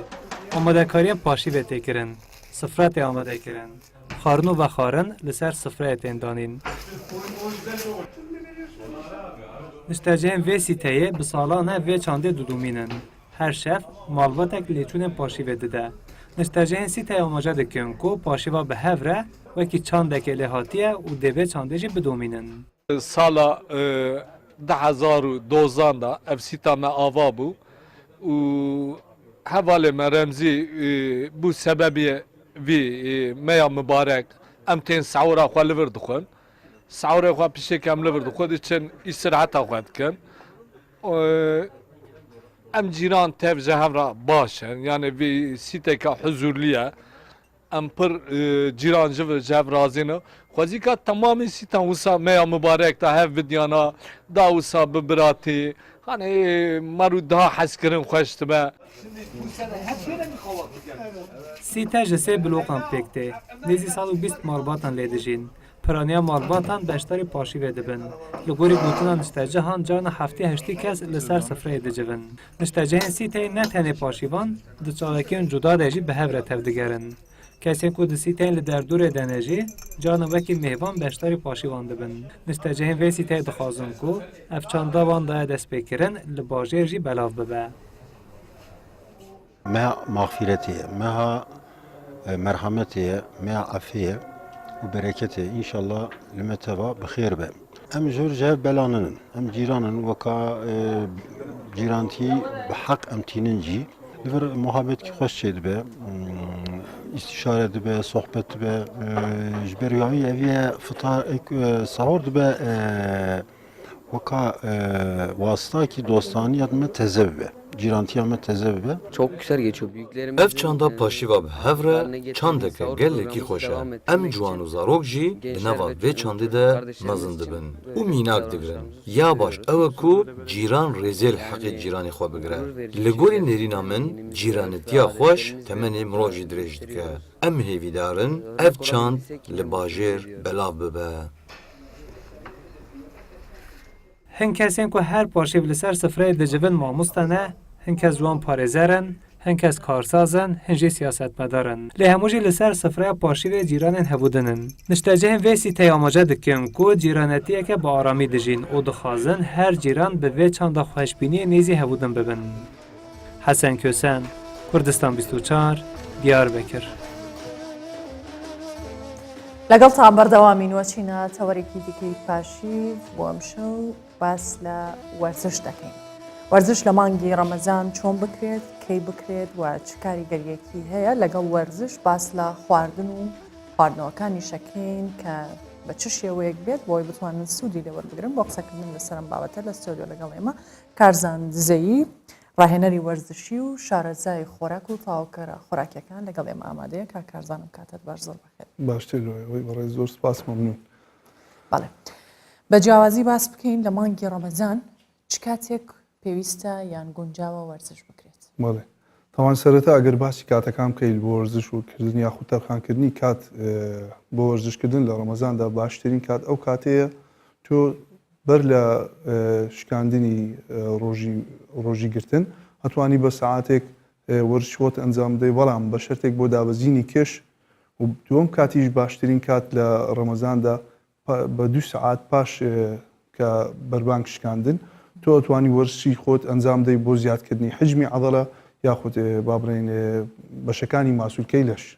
چونکە ئەو دوو کاتە زۆر جیاوازە یەکیان بۆ سوتاندنی چەوریە ئەوی تریان بۆ دروستکردنی ماسوولکە تۆ لەگەر لەسەر سکی بەتاڵە ئەتوانی زۆرترین ڕێژەی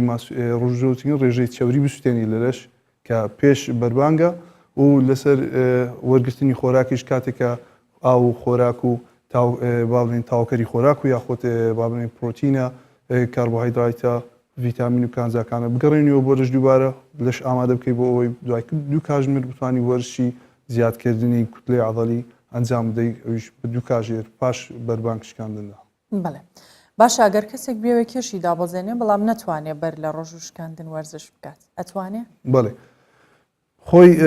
ئەگەر بە هاوکێشەیەکی کیمیایی سیر بکەی بە معادلەیەکی زانستی ئینسان کاتێککە بە ڕۆژی ئەبێت بەر لەوەی بەربانگ بکاتەوە بەس سەعاتێک ئەگە وەرزش بکات ئەبینی ئەو جستەیە بڕیارێکەدا ئەڵێ ئەو ئینسانە لەبینی ژیان و مردنە چکە زۆر زار لە یاریزانەکان کە وەزنیان کێشیان زۆرە باسیەوە ئەکەن چۆن ئەتوانین وەرزش بکەین ئاخۆ تێنیمانە بێت برسیمانە بێت لەو کاتەی و خصوصن لە دو ساعتەکانی شکاندنی ڕۆژیە تۆ 16 ساعت 15 ساعت بە هیچ شێوەیە خۆراک و ئاوت وەرنەگرتووە چۆن ئەتوانی ئەنجامی وەرزشەکەی بدەین من بە داتایەکی علمی چەندین لە کۆڕۆنیەمان لەسەر ئەنجامداوە کە باشترین کات بۆ سوتاندنی چەوری بە ساعتێک بەر لە شکاندنی بەربانگە چونکە کە کاتێک لەش بڕیارەدا ئەڵێ ئەو ئینسانە لە بینی ژیان و مردنە ئەبێ زۆرترین ئفرازاتەکانی جسمی ئادرینالین بڕژێتن بۆ ئەوەی بتانی دام بە خۆیدا بگریت بۆ ئەوەی نتوێنی بیت و نەبرسی بێت و فعلەنیش نە هەز بەتینی بوونەکە هەز بە برسیبوونیش ناکە تۆش ئەگە لە سسکی بەتارە ئەکیت هەموو زەختی خۆداوێ سەر ئەو ڕیشالی چەوریانە کە کاتێککە ڕیشال سەوریەکان شکاند ئەیگۆڕی بۆ ATP لە معادلەیەکی کیمیای ڕوودا دوای ئەسووتێت ئەبێت بە تاقەش وزەشت پێ ئەبەخشیت وەرشی خۆ زۆر بە ئاسایی ئەنجام بدەیت هەندێک کەس ئەڵێ ناتوانم بیکەم بەر لە بەربانگە ئەتوانێت دوای ئەوەی بە 2 ساعت پاش بەربانگکردنەوەیدا ئەتوانی ڕۆژی خۆی بشکێنێت و پاش 2 ساعتێک ئەتوانی وەرزشی خۆی بکات بەڵام ڕاستەخۆ نابێت پاش شکاندنی بەربانگ بە هیچ شێوەیەک وەرزش ئەنجام بدرێت چونکە کاریگەری زۆر خراپ و لاوەشیە بێت لەسەر لەش یەک لەوانە کە دەرچەی مائیدە کاتێککە گەدە خۆراک ئەڕواتە ناو گەدا کە زۆرترین کەس تووشی ئەو حالەتەیە پێ ئەڵێن حیجاب حاجز تووشی لێکچوونە بێ یا تووشی تێکچوونی سیستەمەکەیە بێت ئەمەش یەک لە تێکچوونەکان یاخود زۆرترین ڕێژەی خوێن ئەڕوات بۆ گەدا بۆ ئەنجامدانی و شیکردنەوە هەزمکردنی خۆراکەکە ئەمەش لە هەمان شکلدا خوێن ناچی بۆ بەشەکانی کە تۆ پێویستیت پێەیە ئەنجامی وەرزشەکەی پێ بکەیت زەرری بە ژیانی ئینسانە گەینێت لەو حەدەشدا بۆیە باشتر وایە دوو کاژێر پاش بەربانگ شکاندندا وەرزشەکەی ئەنجام بدا. کاکارزان لەگەڵە بەردەوامە بین نەچینە لای هاوکارمان چەکدار جەمال لە سێمێل لەگەڵمانە لەوێ لەگەڵ پۆلیسە ئێشکگرەکان بزانین پارشێ و چۆنەکەن شەواری مانگی ڕەمەزان چۆن بەڕێکن چەکدارم کاتت باش ئەو پۆلیسانەی کە ئێشگرن تا درەنگانی شەو چۆن پارشێوەکەن و چەندە هاوکاری ئەو کەسانەکەن بۆ نمونە تا درنگانێکی شۆزانین شوێنەکان قەرباڵغ هەنیان شەقامەکان بە هەمان شێوە و چەند توانیویانە ڕێگری بکەن لە ڕووداوەکان بە تایبەت لە کاتەکانی درەنگی شەوان.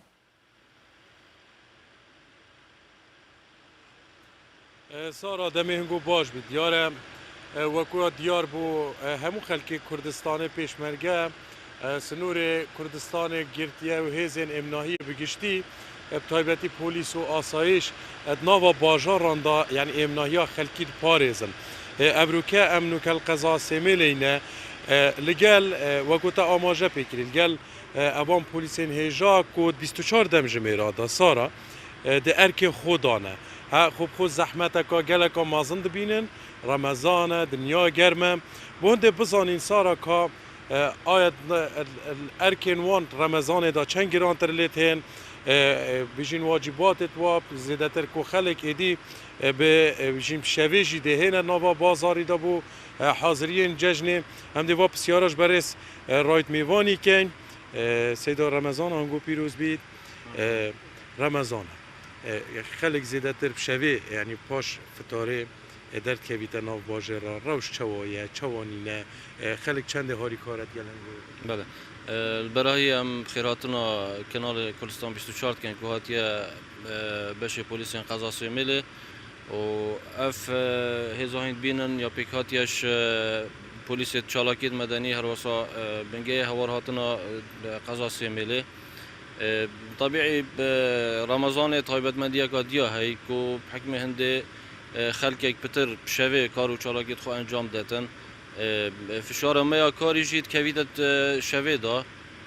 کارو چالاکید مجید نوا باجی ریدانل نوا سنتر باجی ریدانل سیک و بازار و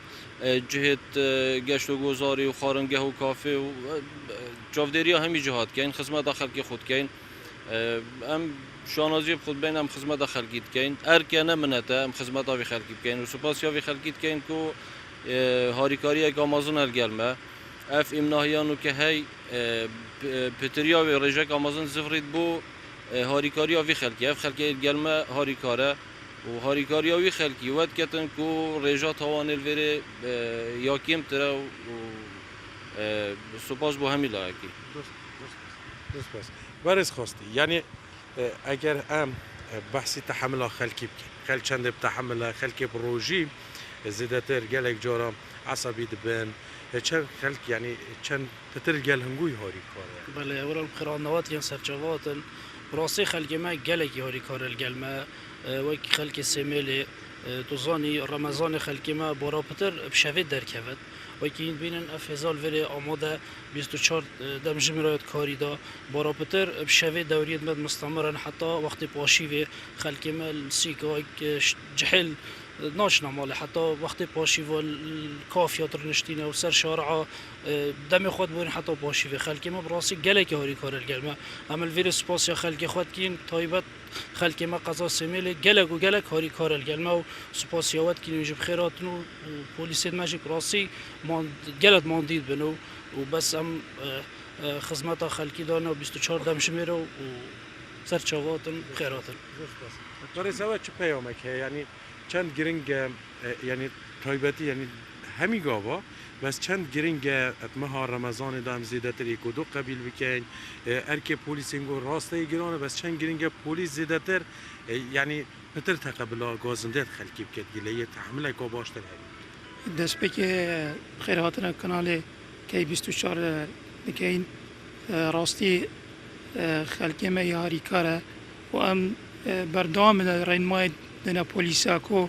به نام فره بدگال خلکی چکی خلکی که پروژه احتمال کنتاک چه بد نبینا پلیس دمو هولاتی بس ام بردام رنمایت مبو پلیسا کو به نام فره بدگال خلکی و راستی جه خلکی مهاری کارن و چکی شدینه و خیرات سر چاوا سورا اگر دم هبید ام با حوالاجی برادر کی ول گیرین کادی کی بو ما آوید کیش حوال ده بو ما آوید کار یعنی تو کو پلیس هک بیجین 24 دم جمیره دا هنگت ارکی خدا هەوە چ پەیامێک بۆ خەلکی هەیە تایبەتی ڕەمەزانێدا تایبەتی شەوەیەک و دەگەلێک بیتە قەڵەباڵە پێشەیە بەرایکێ خێراتنا کەناڵی 24 کوردستان 24 ڕاستی خەلکی مەگەل هاریکارە گەلمە ئەم هیڤیتکن هێشتا هاریکار بن گەلمە چکۆ خەلکێکی زۆر دێ بازاری کوم بەڤەت خەر ببەژە بۆ دابینکردنا کەلوپەلێن جەژنی سارا بگشتی ئەگەرم باسی پارێزگاها دهوکێ بکەین کو مثلەن ڕێژا تاوانی گەلێکا لێ کێمە یعنی هەر جارێکا کو ئەلسەر ئاستە عێراقی هەمیە چەندین جارە دهوک هەم وەکو باژێڕێکی زۆرێ ئێمن و ڕێژا تاوانی گەلێکا کێم لێ تێتە دیتن ئەوە ژی وەکووا بە ڕێزادایە دیارکردن کو هەم هاریکاریە خەلکی هەم بژین جێبەجێکردنا ئەرکێ خۆ وەکو پۆلیس وەکو هێزن ئاسایشێ وەکو گشتی هێزن نافخۆ ئەvê پارێزگەهێ سارا زێدەتر ڕشتر کارێخوا ئەنجام دەن بۆ پاراستنا سەر و سامان و ماڵ و گیانە خەلکی و هاوڵاتیان ئەvê پارێزگەهێ بەل چەکدار جەمال لە سێمێل لەگەڵمان بوویت سپاس کاکارزان دەگەڕێمەوە لات هەر تایبەت بە دابەزاندنی کێش بە باس بکەین لەبەرەوەی کە زانین خەڵکێکی زۆر ئێستا و گرفتەی هەیە گەر سەرەتا باس لە هۆکاری گرفتەکە بکەیت چییە بە جیاوازی بۆ نمونە خەڵک بەچی زیاتر قەڵەوە بێ و کێشی زیادە بێ ئەوان سەوارت بە زیادبوونی کێش بکەی و هۆکارەکەشی بزانی چییە هۆکارەکانی چەند هۆکارێکمان هەیە ئەگەر بین پۆلینی بکەین یەکەمیان هۆکاری بۆ ماوەی هەیە بۆ ئەو شخصا گەر بە زانستی بیر بکەیتەوە ئەو کەسەکە بە شێوەیەکی کوتوپۆڕ یاخود لە ماوەیەکی پێشتر مەتەرەن تاوەکو تەمەنی گەورە بۆ سەبر وەزنی ڕوو لە زیادبوونە کاتن بەبێ ئەوەی بوەستێت ئەوە پێڵێن جینەتێک یاخود بۆ ماوەی بۆ ئەو شخصە لە باب و باپیرانەوە بۆی ماوەتەوە هۆکاری شترمان هەیە پێڵێن نەخۆشی قەڵەوی ئەوە یەک لە نەخۆشیەکانە کە تۆ گڵاندەکانت بە چالاکی ئیشی نەکرد غودەکانت بۆ مەزبوطی ئیشی نەکرد خەربەتەی هۆرمۆن دروست بوو لە هەمان کاتدا ئەمەیان زۆر لە ئافرەتیش تەبان زۆر ڕوەدات لە هەمان کاتدا تووشی ئەو حالەتەیە بیت وەزنی زیاد دەکات سێم شت هۆکاری ئەوەیە کێشەی خۆراکمانەیە بەڕاستی یعنی هەر کەسێک کەوێ وەزندا بگرێت یاخود وەزنی کە زیاد دەکات تۆ ئەگەر ئاخیری هەموو بەحسێک لێکۆڵینەوەک بخوێنیتەوە ئاخیر لە سەرچاوەکە بۆت باسێکا دەرەکەوێت کە خۆراک بەرپرسی یەکەمە لە زیادبوونی کێش و لە دابەزینی کێش چونکە تۆ ١٧ خۆراکە ١ مساعدەکەی عامل مساعدەکە وەرزشکردنە بۆیە ئێمە دائیمەن لەگەر ئەو وەرزشکارانە چلایانی ئافرەتی پیاو بەیان کە بەرنامەیان بۆ دانی سەرەتا باسی خۆراکیان بۆکەین پێشەوەی بگەینە سەر وەرزشکردنەکە چونکە خۆراکە حکم لەسەر ئەو شخصە دەکە وەزنی دابگیری یاخود وەزنی زیاد بکاتن باشە زۆر جار لای خۆمان بۆ نمونە جۆری ئەو خواردنەی کە ئەخورێت تایبەت کە لە مانگی ڕەمەزانین ئێواران خواردنێکی زۆر ئامادەکرێت خواردنی چەور و قورس ئامادەکرێت کەسانێککەن بۆ نمونە پەرداخی ئاو لیمۆی تیەکەیان نعنایەتیەکەیان هەر جۆرە خواردنێکی تر بێ ئەڵێ بۆی کاریگەری لەسرم نەبێت ئایا ئەمە کاریگەری هەیە کە ئەو خواردنە هەرس ببێت و نەبێتەوەی زیادبوونی کێشی ئەوان سوالێکی زۆر بەجێ بوو لەبەرەوەی ئێمە تووشی گرفتی زۆر بووینە لەلایەن یاریزانەکان کەسێک کە بیەوێت چ ئافرەت خصوصن لە ئافرەت زۆر ئەو شتا بیندرێت چ پیاو بۆ ئەوەی کێشدا بگریت پەناباتە بەر شتێک ئەوێت بەڕوو وەختێکی کەم زۆرترین کێشدا ببەزین چونکە تۆ ئەگەر تەمەشای ئەو یاریزانە بکەیت بۆ ماوەیەکی درێژ بە 10 ساڵ 15 ساڵ گەشتە ئەو کێشە ئەوێت بە مانگێک 2 مانگ وەکو کێشی جاران بگەڕێتەوە ئەوەش زۆر ئاستەمە فەچی ئەکا پەناباتە بەر ئاوی زەنجەبیل و ئاوی لیمۆ و زەنجەبیل وەرلەگری و زۆربەی دکتۆرەکان ئامۆژگاری نەخۆشەکانەکان ئامۆژگاری وەرزشکارەکانەکان دەرێن بە هیچ شێوەیەک ڕێژەیەکی زۆر لەمانە وەرنەگریت تۆ لە ئینتەرنێت بەبێ ئەوەی هیچ سەرچاوەیەکە بێت لە گۆگلە یان لە یوتیوب کەسێکە بینی گلاسێک دێنێت تۆزێک ئاوی گەرم تێکاو لیمۆی تێکاو یان چەندین بەبێ سەرچاوە بەبێ هیچ شتێک یان زەنجەبیل تێکاو ئەخواتەوە ئەکید بە وەزن داگری بەڵام کێشەی گورسیلەکان بۆ دروستەکە کێشەی گەدەت بۆ دروستە بێت کێشەی سوورێنچیک ئەبێتە هۆی زیادبوونی حساسیە لە سوورێنچیکە کە تۆ لە باتیەوەی شتێک چاکەی دوو 5 شتی تر تێکەدەیت ئەوەش ڕاستی باش نییە. باشە ئەگەر هەر لەسەر وەرزش بپرسم ئەو کەسانەی کە ناتوانن لە کاتی پێش بەربانگ وەرزش بکەن ئەگەر دوای بەربانگ وەرزش بکەن پێویستە لەسەریان چ خواردنێک بخۆن بۆی کێشیان دابەزێ. بەڵێ پێشەوەی باسی بەربان بکەین نظامێک هەیە لە دنیا تازە پەیڕەوە کرێتن پێ دەڵێن فاستنینگ طبعاً بە ڕۆژی بوون باشترین دەرفەتە حەزەکەم بینەران و جێگران ئاگاداری ئەو دەرفەتە بن ڕەمەزان باشترین کاتە بۆ دابەزینی کێش ئەوانەی کە کێشیان زۆر زیادە چونکە تۆ لە بەیانیەوە تاوەکو ئێوارە هیچ خۆراکێک وەرناگری هیچ ئاوێک وەرناگری سەوائیلێک وەرناگرێت شلەمەنیەک وەرناگرێت جسمت مهەیە بۆ دابەزین لە کاتێکی تر تۆ ناتوانێت ئاو خۆراک ڕابگریت و وەرزشیش لەسەر بکەیت بۆیە ئەتوانیت وەرزش بکەیت و خۆراکیش زۆر تەنزیم بکەیت ڕێکوپێک بۆ ئەوی بتوانی زۆرترین کێشی چەوری دابگریت چۆنیش ئەبێت تۆ سەرەتا نابێت چەند خاڵێکی دەبێت پەیڕێ بکەیت نابێت بەنا بێتە بەر شیرنی لە کاتی بەربانگ شکاندن چونکە تۆ گەر بەنات بردە بەر شیرنی تۆ لە بەیانیەوە میتابۆلیزمت وەستاوە تاوەکو ئێوارە بەربانگ کاتێکە ڕۆژوو ئەشکێنێت بە شەکر یاخود بە شتێکی زۆر شیرن وەکو پاقلاوەیە نازانم چی ئەوانەی زۆر بەکاردێن لە بەربانگە ئۆڕێدی باشە خورما زۆر ئەخورێ لە بەربانگ تۆ لۆتێ بەڵێ دانەیەک وەربگری بەڵام ناتوانێت هەفدانە یاندە دانە دوازە دانە وەربگری چونکە هەیە دانیشی خۆی زۆر حەز بە شەکرەکە لە بەرەوەی شەکری دابەزی حەزی بە شەکر زیاترە بی زۆرترین ڕێژەی خورما وەرەگری وەڵام نەتوانم خورما شتێکی زۆر چاکە بالعکس خورما زۆر باشە بەڵام شەکری زۆرتیا خەلایی جسمی ئینسانیش بە هیچ شێوەیەک مستعد نییە زۆرترین ڕێژەی شەکر وەربگری کە ئەو ڕێژە شەکری وەرنەگرێت تۆماتیشێن ئەگەڕێنەوە بۆ جگەر ئەیگۆڕی بۆ چەوری لە کۆگای بەشی مرۆڤ ئەمێنێتەوە ئەویش کە زیگە یاخود ڕانەکان یاخود پشتقۆڵەکانە خصوصەن بۆ ئافرەت فبۆیە من داوا ئەەکەم تۆ ڕۆژی شکان دنکەی خورمات وەرگرت ئەتوانی پاش دنکە خورمایەکە ئەبێ سوپێکی شل وەربگریت کە سوپەکە پێکهاتەکانی لە سینگی مریشک و برۆکلی و جێزەر و یاخود نیسێک زۆر باشە کانزەکانی تێدایە بۆ ئەوی بەشەکانی ئەوەی لەشکە بیاوێت بۆی دابینکەی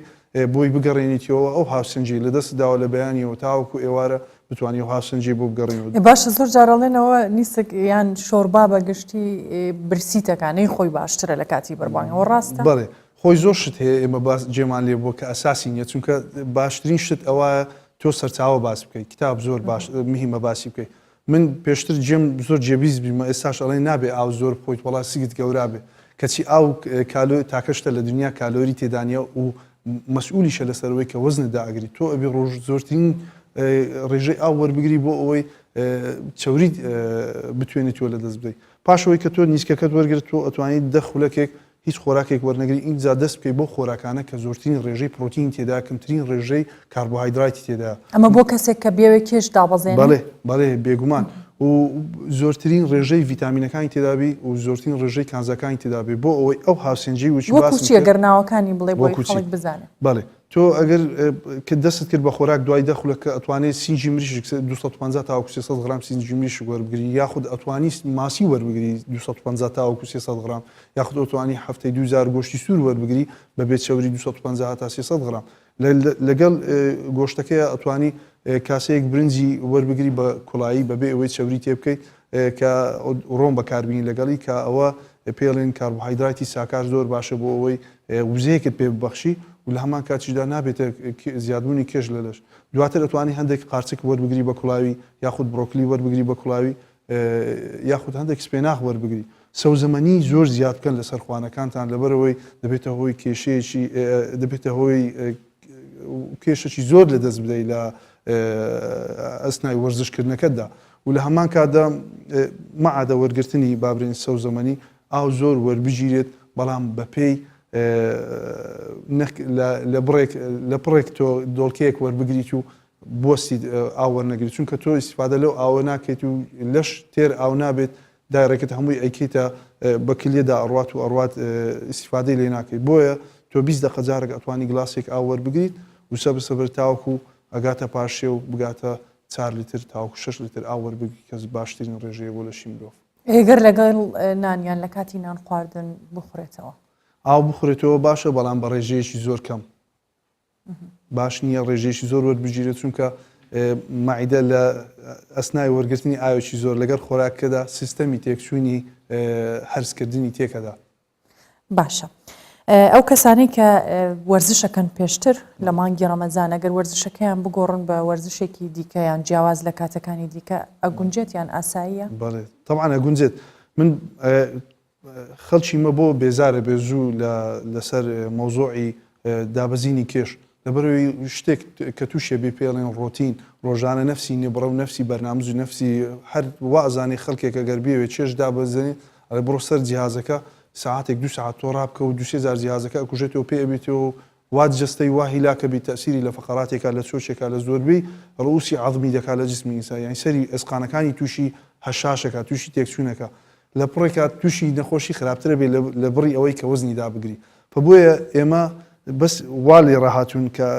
ڕاهێنەر کە پێش بەر لەوەی کێسی یاریزانەکەش وەربگرێت تامان کێس وەرگرتنیش ئەوە ئەساسیشی نییە لەکن ڕاهێنەرەکانمان بەگشتی یەکسەر تۆ بڕۆ سەر جیهازی غاردان و ڕاکە و دواتر گەمەی سکە شتی وانە لە دنیا ئێستا چەندین بەش کراوەتەوە تۆ تاوەکو مەلەل نەبی بێزار نەبی لەسەر وەرزشکردنەکەی بۆ چێش دابەزین کرۆسفیت هەیە کە یەکێک لە یاریەکانە کە کێشدا ئەبەزینی و لە هەمان کاردا بەشی ماسوولەکان بەهێزەکات پاوەرلیفتینگ هەیە علاقەی بە دابەزین هەیە عینەن وەزنیش قوەی بەدەنی زیاد دەکات پیلاتس هەیە یەک لە عناسرەکانی وەکو یۆگایە بەڵام بەقوترە لە یۆگا بۆ کێش دابزانن زۆر باشە ئارمینگ هەیە تەمارینی عسکەری کە زۆر باوە لە دنیادا پەیڕەوە کرێ زۆر استیفادەشی هەیە بۆ دابەزینی کێش اینجا دەین با بڵێن تەمارینی بینا ئەسام یاخود یاریکردن لەش جوانی یاریکردن بە چێش بەڵام بە کێشەشی مەحدود و تیکرارەکانی زۆر بێ لە هەمان کادا وەزن داگیریویش بۆی ئەو یاریزانە تووشی مەلە نابێ بۆیە ئامۆژگاری هەموو یاریزانەکانەکەم دائیمەن لەسەر یەک منهەج بەردەوام مەبن بیگۆڕن تاوەکو تووشی ئەو سەدمە زۆرترین کێش لە دەست بدەین. باشە لە کاتی دابەزاندنی کێش مەرجا و کەسە کێشی قورس بەکار بهێنەیان با بڵێن یاری ئاسن بکە تەمان یاری ئاسن ئەوە ناوێکی زۆر باوە معادلەیەک هەیە لە علمی تدریب کتابێک هەیە لە جامیعەکانی تەربیە ڕیاضە دەخیندرێت لە دنیا فیزیکال ئێدوکیشن علمی تدریب باسی ئەومان بۆ دەکات کە تۆ ئەگەر بتەوێت و کێش دابەزینت ئەبێت چەند سیستەمێک هەیە پەیڕەو بکە یەک لەو سیستەمانە ئەوێت تۆ ئەبێ کێشێکی مەحدود بەکاربینی بەڵام تکرارێکی زۆر بەکاربینی این چەندبارەیەکی زۆر بیکەیت و لە هەمان کاتدا لە بڕی وەرگرتنی چەند جارێکی زۆر ئەبێ ڕاحەی ئیجابی و سلبیت لێک بکەیتەوە یعنی ڕاحەی سلبی وەرنەگریت زۆر ئیسراحەت نەکەیت بینی سێتەکان بۆی زۆرترین کێش لە دەست بدەیت بەعکسی ئەوەی کە وەزن زیاد بکەیت کە برێن یاری لەش جوانیە تۆ ئەبێ وەزنەکانت ڕوو لە زیادبوون بیتن تکرارەکانت کەمتر بی واتە چەندبارەکانت کەمتر بی و ڕاحەی سلبیشت زۆر بی بۆ ئەوەی حالە ئیستیشوار ڕوو بدات تاوەکو کتلەی عەضەڵەکانت ماسوولەکانت گەورە ببیت. باشە ئەو کەسانی کە ناتوانن وەرزش بکەن لە شوێنە تایبەتەکان هەندێک هەیەڵێ بە پێ بڕۆ بەسە بە پێ ڕۆیشتن گونجاوە بۆ دابەزاندنی کێشیان وەکو وەرزشێکی باشە بۆ هەر کەسێک کە ئەنجامی بە خۆی سوالێکی زۆر لەجێ بوو. هەر ڕاهێنەرێک من دائیمەن داوا ئەەکەم لە هەموو یاریزانێک هەر ڕاهێنەرێک ئەگەر یاریزانێکی وەرگرت ئەبێ کێسی ئەو شخصە وەربگریت ئایا تەمەنی چەندە کێشی چەندە باڵای چەندە نەخۆشی چی هەیە پاشەوەی کە کێسەکە وەرگرت تۆ ئەتوانی ئیش لەسەر ئەو شخصە بکەیت ئەو شخصە ئەتوانی لە جێم یاری بکات یاخود ئەتوانی لە پارک و لە جێگای گشتەکان یاری بکات یاخود ئەتوانی لە ماڵەوە نافرەتم هەیە زیاتر لە 100 ئافرەت زۆریان باسەکەن ئەڵێن دەرفەتمانیە بڕۆین بۆ جێم دەوامەکەین و ماڵەوەش بەڕێەکەین ئیترداب نشین کێشمان زیادە بیت چی بکەین باشە وەرزش هەیە پێرن تەمارین منزلی ئەو تەمارینانی کە لە ماڵەوە ئەنجام بدرێ وەزنیشیاندا ئەگرن من سامپڵیشم هەیە کە ئافرەتم هەبووە 158 کیلۆ ئێستا 100 کیلۆیە بە خلالی 5 مانگ لە مارەوەش وەرزشەکات ئیرادەی ئینسان لە هەموو شتێکی گرنگترە تەبان بەس بە شکلێکی زانستی ئیش بکە باشە گەر بە پێ بڕوە وەڵامی پرسیارەکەم بە پێ تەبان پێ ئەوە فایدەی زۆر هەیە بەڵام بە شێوەیەکی گشتی بەڕاستی بۆ بەس تەنها بۆ هەدەفێک نییە تۆ بە پێڕاکردن ڕۆژانە بتوانانی ساعتێک بە پێ ڕۆیشتن زۆر گرنگە چونکە پارێزگاری لە دڵەکەی پارێزگاری لە مێشکەکەی سیستەمی فشاری خوێن بەرز و نزمی خوێن کۆنتترۆلەکەی سیستەمی شەکرە کۆنتترۆلەکەی جەسە زۆر بەتوندی و بەهێز ئەمینێت و ماسوولەکان بە خۆتە بیت گرنگژێکی زۆری هەیە دەورانی خین زیادەبی ماوەدی سام لە جسمت ئیفرازەبی بۆ واستەی عارەقەکە ماکەوێتە بری ئەوەی کە کەسێک دەرفەتی نەبێ بچێتە جەمیاری بکاتیان باشتر لەوەی هیچ نەکاتن بەڵێ باشە جیاوازی نییە بۆ پیا و ئافرەت و کەسانی بەتەمەن بەڵێ تازە باسی کێسمان کرد گوتمان ئەوەندە شتێک تەڵەبە لەبی لە داوا بکەی لە یاریزانەکە پاشەوەی کە کێسەکەت وەرگرت دەبێ بزانی ئەوە ئافرەتە یان پیا و کە زانیت ئافرەتە بەرنامجی ئافرەت فەرقە لەگەر بەرنامەی پیا و چونکە ئەو ئافرەتە پێکهاتەی لەشی ئافرەت فەرقە لەگەر پیا و لەبەرەوەی هۆرمۆناتی هەیە تووشی تێکچوونی خەربەتەی هۆرمۆن و ئەو شتانە دەبیت و و لە هەمان کادا ماگانە هەیە ئەبێت سیستەمی بەرنامەی ئافرەت زۆر زۆر جیاوازتر بێت و لەگەڵ سیستەمی بەرنامەی پیاو و شتێکی زۆر گرنگە کە گوتمان نەخۆشیە هەیە نەخۆشی دڵی هەیە هەیە نەخۆشی سوکەری هەیە نەخۆشی درێژخانەکانی هەیە بە پێی نەخۆشیەکە ئەنجام بدرێت. بەڵێ بۆ کەسانی کە تەنیا بە خواردن ئەیانەوەی کێشیدا خۆیان دابەزێنن ئەتوانن؟ بەڵێ ئەوش سوالە زۆر گرنگە ئەکید دەتوانن وەزنیان دابنێن بە زۆر سیستەم هەیە ئەتوانن بەکاری بێن لە دنیادا کە ئەتوانن کێشیان دابەزێن بەڵام باشتر وایە وەرزشی لەگەڵ بێت چونکە تۆ کە کێشت دانە پێستت دائەبەزێت و دواتر ناتوانێت تووشی گورجبوونی پێستت چاپ بکەیت چارەسەر بکەیت. بەڵێ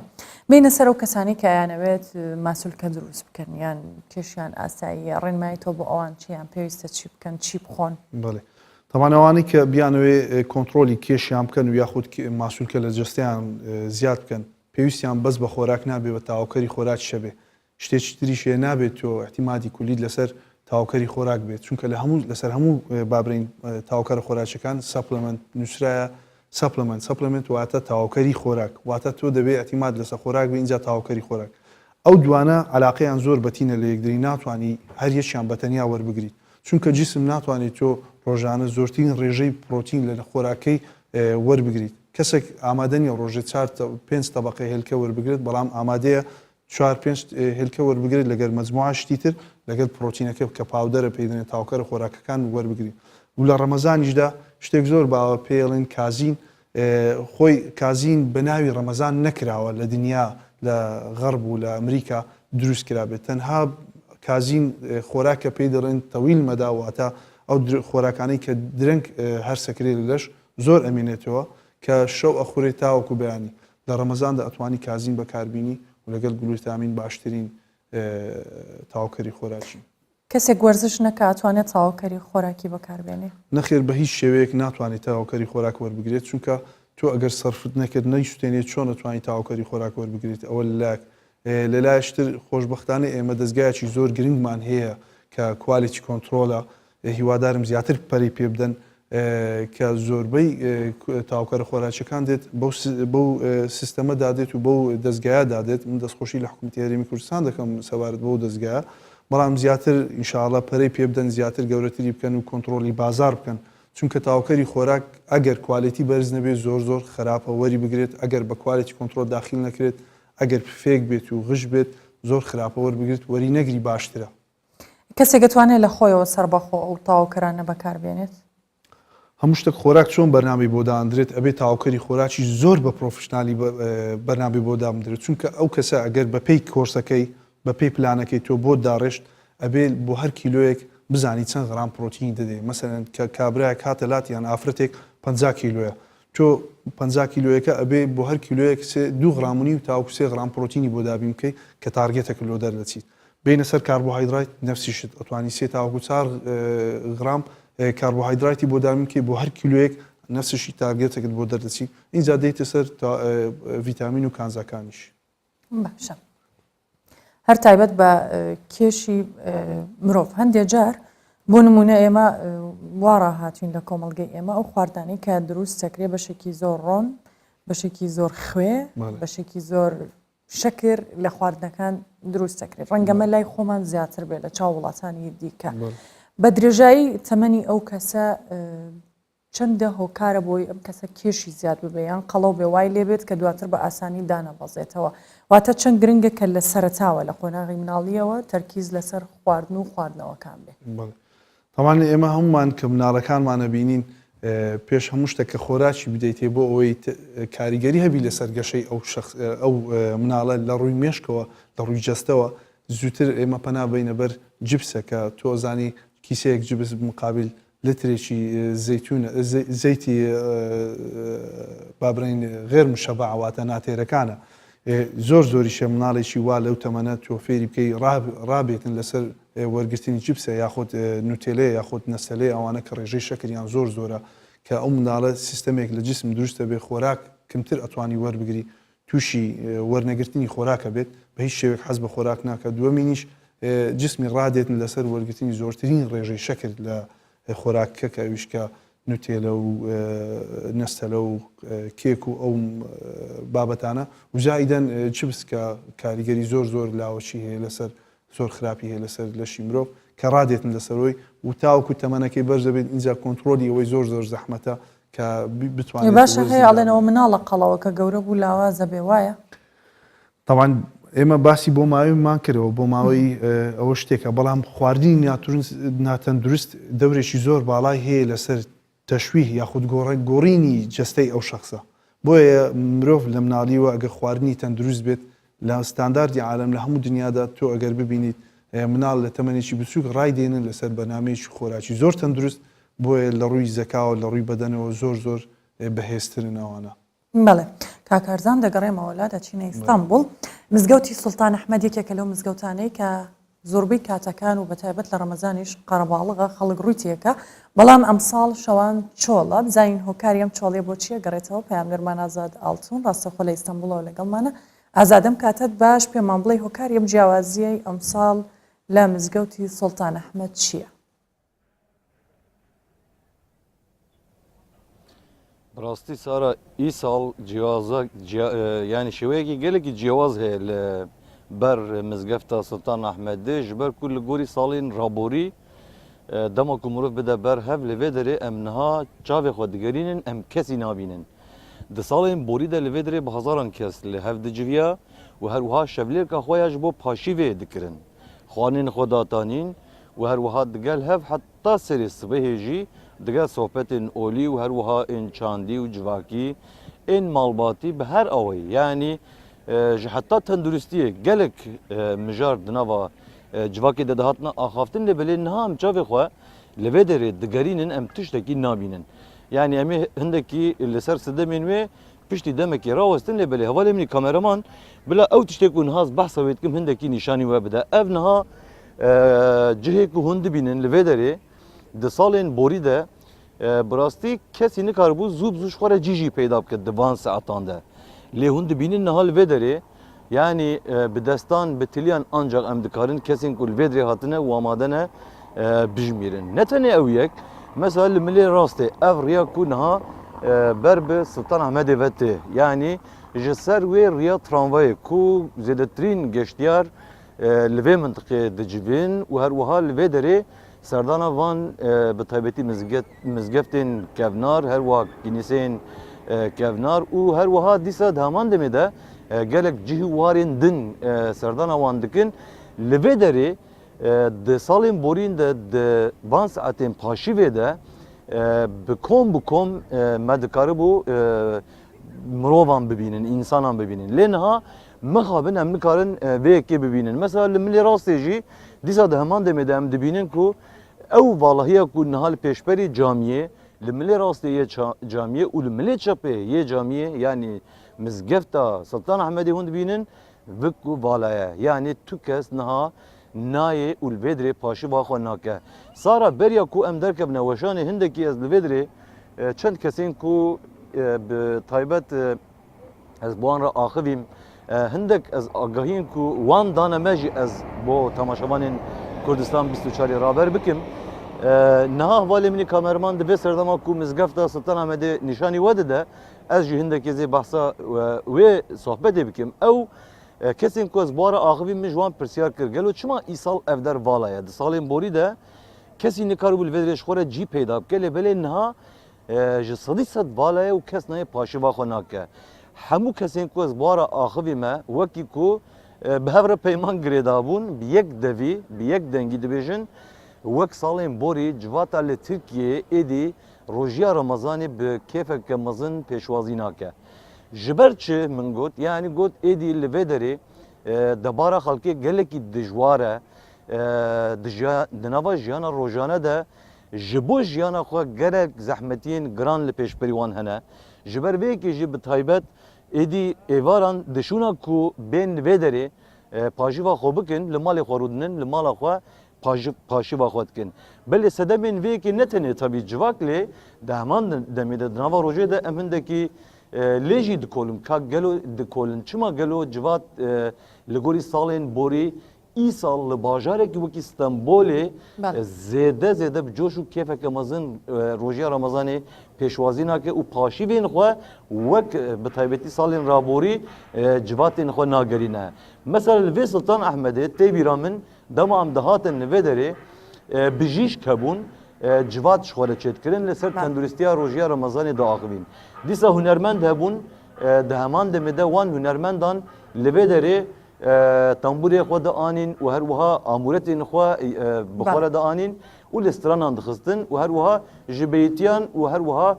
gelek stranên îlahî li vê derê dihatin gotin. Dîsa di gel vêkê gelek civatên cihêreng hebûn. Mesela li vê derê di sê mehan de li gor zanyariyên ku dam û dezgehên îstatîskiyên Tirkiye radgînin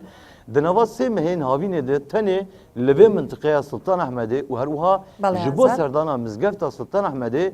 زێدەتری 12 میلیۆن گەشتیار tên serdana vê derê dikin. Lêbelê divê saetê de em dibînin ku halê hazir em nikarin çar geştiyaran jî li vê derê bibînin ku hatine serdana vê derê. Ji aliyê derûnî, ji aliyê civakî û ji aliyê çandî ve bi taybet li gorî pisporan Sara li vê derê civaka Tirkiye li beramberî guherîn û ve guherîneke gelekî berbiçave. Ji ber ku ji aliyê siyasî, ji aliyê çandî ve civat nayê têrkirin ji lewma jî bala civakê ji ser van rojên pîroz û herwiha bi taybet wê maniya watedar ya rojiya Remezanê tê nagihê û herwiha ji ber ku tê jî nagihê nikare wê wecîbeya xwe yan jî wê wekî peywirê kesên ku dibînin bicihbînin di van saetên paşîvê de. Ne tenê li derve bi taybet li malê jî gelek kes dibêjin êdî wekî salên borî زێدە قدر و قیمەتê vêkê nemaye ji gelek wek amûrekê hatibû bikaranîn li Tirkiye ew şêwaza olî û bi taybet aliyê nasnameya oldariyê ji ber vêyekê jî di nava civatê de rêl ber westanekê vekiriye û herwiha ev jî bûye sedema dejenerasyonekê ku di nişê ku niha digihîje de bala xwe ji ser olê û herwiha girtina rojiya Remezanê yan jî ji navaroka wê ya çandî her diçe dûr dibe. Azad Altun لە ئیستانبول لەگەڵمان بووی سوپاس بۆ زانیاریەکانت دەستخۆش ئازاد دەگەڕێمەوە لای تۆ کاکارزان باسی خەو بکەین لەگەڵ وەرزش و خواردن خەو چەند گرنگە کە کاتەکەی گونجاو بێ و چەند کاتژمێر پێویستە. بەڵێ ئێمە جامعەیەک هەیە لە ئەمریکا جامعەیەکە کە هەموو دنیا لەسەر ئەو جامعەیە سەرچاوە وەرەگریت ئەویش بە جامعەی جۆ ویدەر بێڵویدەر مەشهورە کە باسی لە زۆربەی کتابەکان باسی ئەوەیەکە کە خەو گرنگترین بابەتە لە بابەتەکانی وەرزشکردن چۆن خۆراک پێویستە چۆن ئاو پێویستێکە ڕۆژانە پێویستی بە 6 لیتر ئاو هەیە ئەو مرۆڤە کە وەرزشەکە چونکە مرۆڤێکی غێر تەبیعیە بەرەوەی جوهد و ئاو زیاتر سەرفەکە پرۆتین و شت سەرفەکە ئەکید بە پێویستی بە خەوی زیاتریشە تەنانەت پێویستی بە قەیلولەشە بێت لە ڕۆژ چونکە خەو دەبێتە هۆی گەڕانەوەی باڵانسی لەشی مرۆڤ لە ڕووی دەرهاویشتنی یاخود ڕژێنی فریتستۆرۆن لە لەشی مرۆڤ بۆ دروستکردنی زۆربەی یان زۆرترین ڕێژەی پرۆتین لە ماسوولکەدا زۆر پێویستە بەڵێ. باشە کەسانێکن زۆرە خەون ئەڵێن خواردن ناخۆن لەبەرەوەی ئەو خەوە کێشیان دابەزێنێ ئایا خەو کێش دابەزێنێ؟ بەڵێ خۆی لە نەفسیشت لەو جامعە ڕۆژانە کە تەقاریر و شت دابەزێنە راپۆرت باسی خۆراکی بەیانیانی شەکا کە گرنگترین وەزبەی خۆراکە بەڵام هیچ شتێکیان جێگرەوەی هیچ شتێکیان نابێتن خەو تایبەتمەندی خۆی هەیە خۆراکی تایبەتمەندی خۆی هەیە تۆ ناتوانێت بەواستەی خەو بتوانێت کۆنتترۆلی خۆراکیش بکەیت نەخێر تۆ ئەتوانی خۆراکی خۆش وەربگری خەویش بەپێی پێویست وەربگریت. باشە ئەو کەسانی کە بارێکی تایبەتیانیان نەخۆشن ئەتوانن وەرزش بکەن؟ بەڵێ سوالێکی زۆر گرنگە لە بەرەوەی کۆمەلگایمە تووشی نەخۆشیشی زۆر بۆ ئێستا خۆشبەختانە هۆڵەکان و جێگای وەرزشی زۆر بووە کە زۆر پێویستە ئەو کەسانەی کە نەخۆشیشن خصوصن درێژخایەنەکان پێویستیان بۆ وەرزشکردنە بەڵام دووبارە گەڕێنەوە سەر وەرگرتنی کێسەکە ئەگەر شخصەکە ڕاهێنەرەکە کێسی وەرزشکارەکەی وەرگرت زانی چ جۆرە نەخۆشێکی ئەتوانی بە پێی نەخۆشێکە لۆدی بخاتە سەری بۆ وەرزشکردن. بەڵێ کەسانێکەن ئیشیان زۆرە یان ئیشەکەیان قورسە یان دەرفەتی ئەوەیان نییە وەرزش بکەن ئایا ئیشکردن ئەبێتە جێگرەوە بۆ وەرزش یان چ شتێک هەیە هاوکاریان بکات بۆی وەرزش بکەن؟ ئەکید من لەو جۆرە شخصانم کە کار و ئیشم زۆر زۆرە یاریزانم زۆر زۆرە کۆنتترۆلی بەڕاستی وەرزشکردنم نامینێ بۆ خودی خۆم لەبەرەوەی کاتم زۆر کەمە و زۆریش هەز بە مادی بوونەکەم تۆ ئەگەر کۆنتترۆلت نەبوو تۆ ئەگە تەرکیز نەبوو لە وەرزشکردنەکە فکری تو بیری تو لەلایەشتر بیاخۆ تااقەتی وەرزشکردنت نەبوو ئەکید بە استیفادە لە وەرزشەکەی ناکەی بۆیە عاملێکی مساعد هەیە ئەویش ئەتوانی پریۆرکاوت وەربگری یاخود پێڕێن تاقا وزەبەخش کە پێش یەک لە تەواوکەری خۆراکەکانە ئەتوانی پێش وەرزشکردن سکوبێک وەربگری هەم تەرکیزت ئەگەڕێن تۆ هەم وزەش پێ بەخشی ئەتوانی تەمرینەکەی خۆت ئیستمرارێت پێ بدەیت تاوەکو تاواکەی لە تا کۆتایی تاواویەکەی زۆر ئاساییشە. هیچ خواردنێک هەیە لەو کەسانی قەدەغە بکەن کە وەرزشەکەن؟ ئەکید بە زۆر خۆراکەیەک لەوانە شەکرە خەیە شەکر کە زۆرترین ڕێژەی ئەگۆڕێت بۆ زۆرترین ڕێژەی چاوری لە کۆگای لەشی مرۆڤ مینێتەوە لە هەمان کادا نایری کوتلەی عەضەلیش زیاد بکەیت لە جسمی ئینسان یعنی ماسوولکە نایری زیاد بکەیت بە هیچ شێوەیەک و خێ زۆرترین ئاو لە لەش کۆ ئەکاتەوە احتیباسی ئاوەکات و لە هەمان کاتدا کاربۆهایدراتیش ئەگەر بەجێ بێریت واتە نانی سپی ئەوانە باش بە کورتی وەڵامم بدەیتەوە گەر کەسێک بێوێ لە مانگی ڕەمەزان کێشی خۆی دابەزێنەوەی کە بە ڕۆژوو نەتوانن چەند کیلۆ کەم بکەنەوە خۆی تارگێتێک لە دنیا هەیە پێڵێن ستاندارد و زانستی و علمی سێ تاوەکو 8 کیلۆ نابێت زیاتر بە هیچ شێوەیەک وەزن بینیە خوارە چووکە گە زیاتر دابەزینە ئەبێتە هۆی تووشی مزاعفات و کەم خوێنی و مەشاکلی زۆر زیاتر دێت و مەنەعەتدا ئەبەزێت تووشی نەخۆشیە بێ فە 3 کیلۆ تاوەکو 8 کیلۆ وەزنیی زۆر ستاندارد و علمیە زانستیە. ئەمە هەموو کێشەکان ئەگرێتەوە کێشی هەرچەنە ئەو کەسە؟ بەڵێ بۆ هەموو کەسێک بەدڵنیایەوە. باشە زۆر سپاس بۆ کارزان دزەی ڕاهێنەری وەرزشی و شارەزای خۆراک و تەواوکەرە خۆراکیەکان سپاس بۆ بەڵێ بەڕێزان پاشیف کۆتایی هات پرۆگرامی ئەم شەومان پێشکەشکردن تاوەکو سبینەوە لە پرۆگرامێکی نوێ بە چەند بابەتێکی نوێ دەینەوەڵاتان هەر شاد بن خواتان لەگەڵ.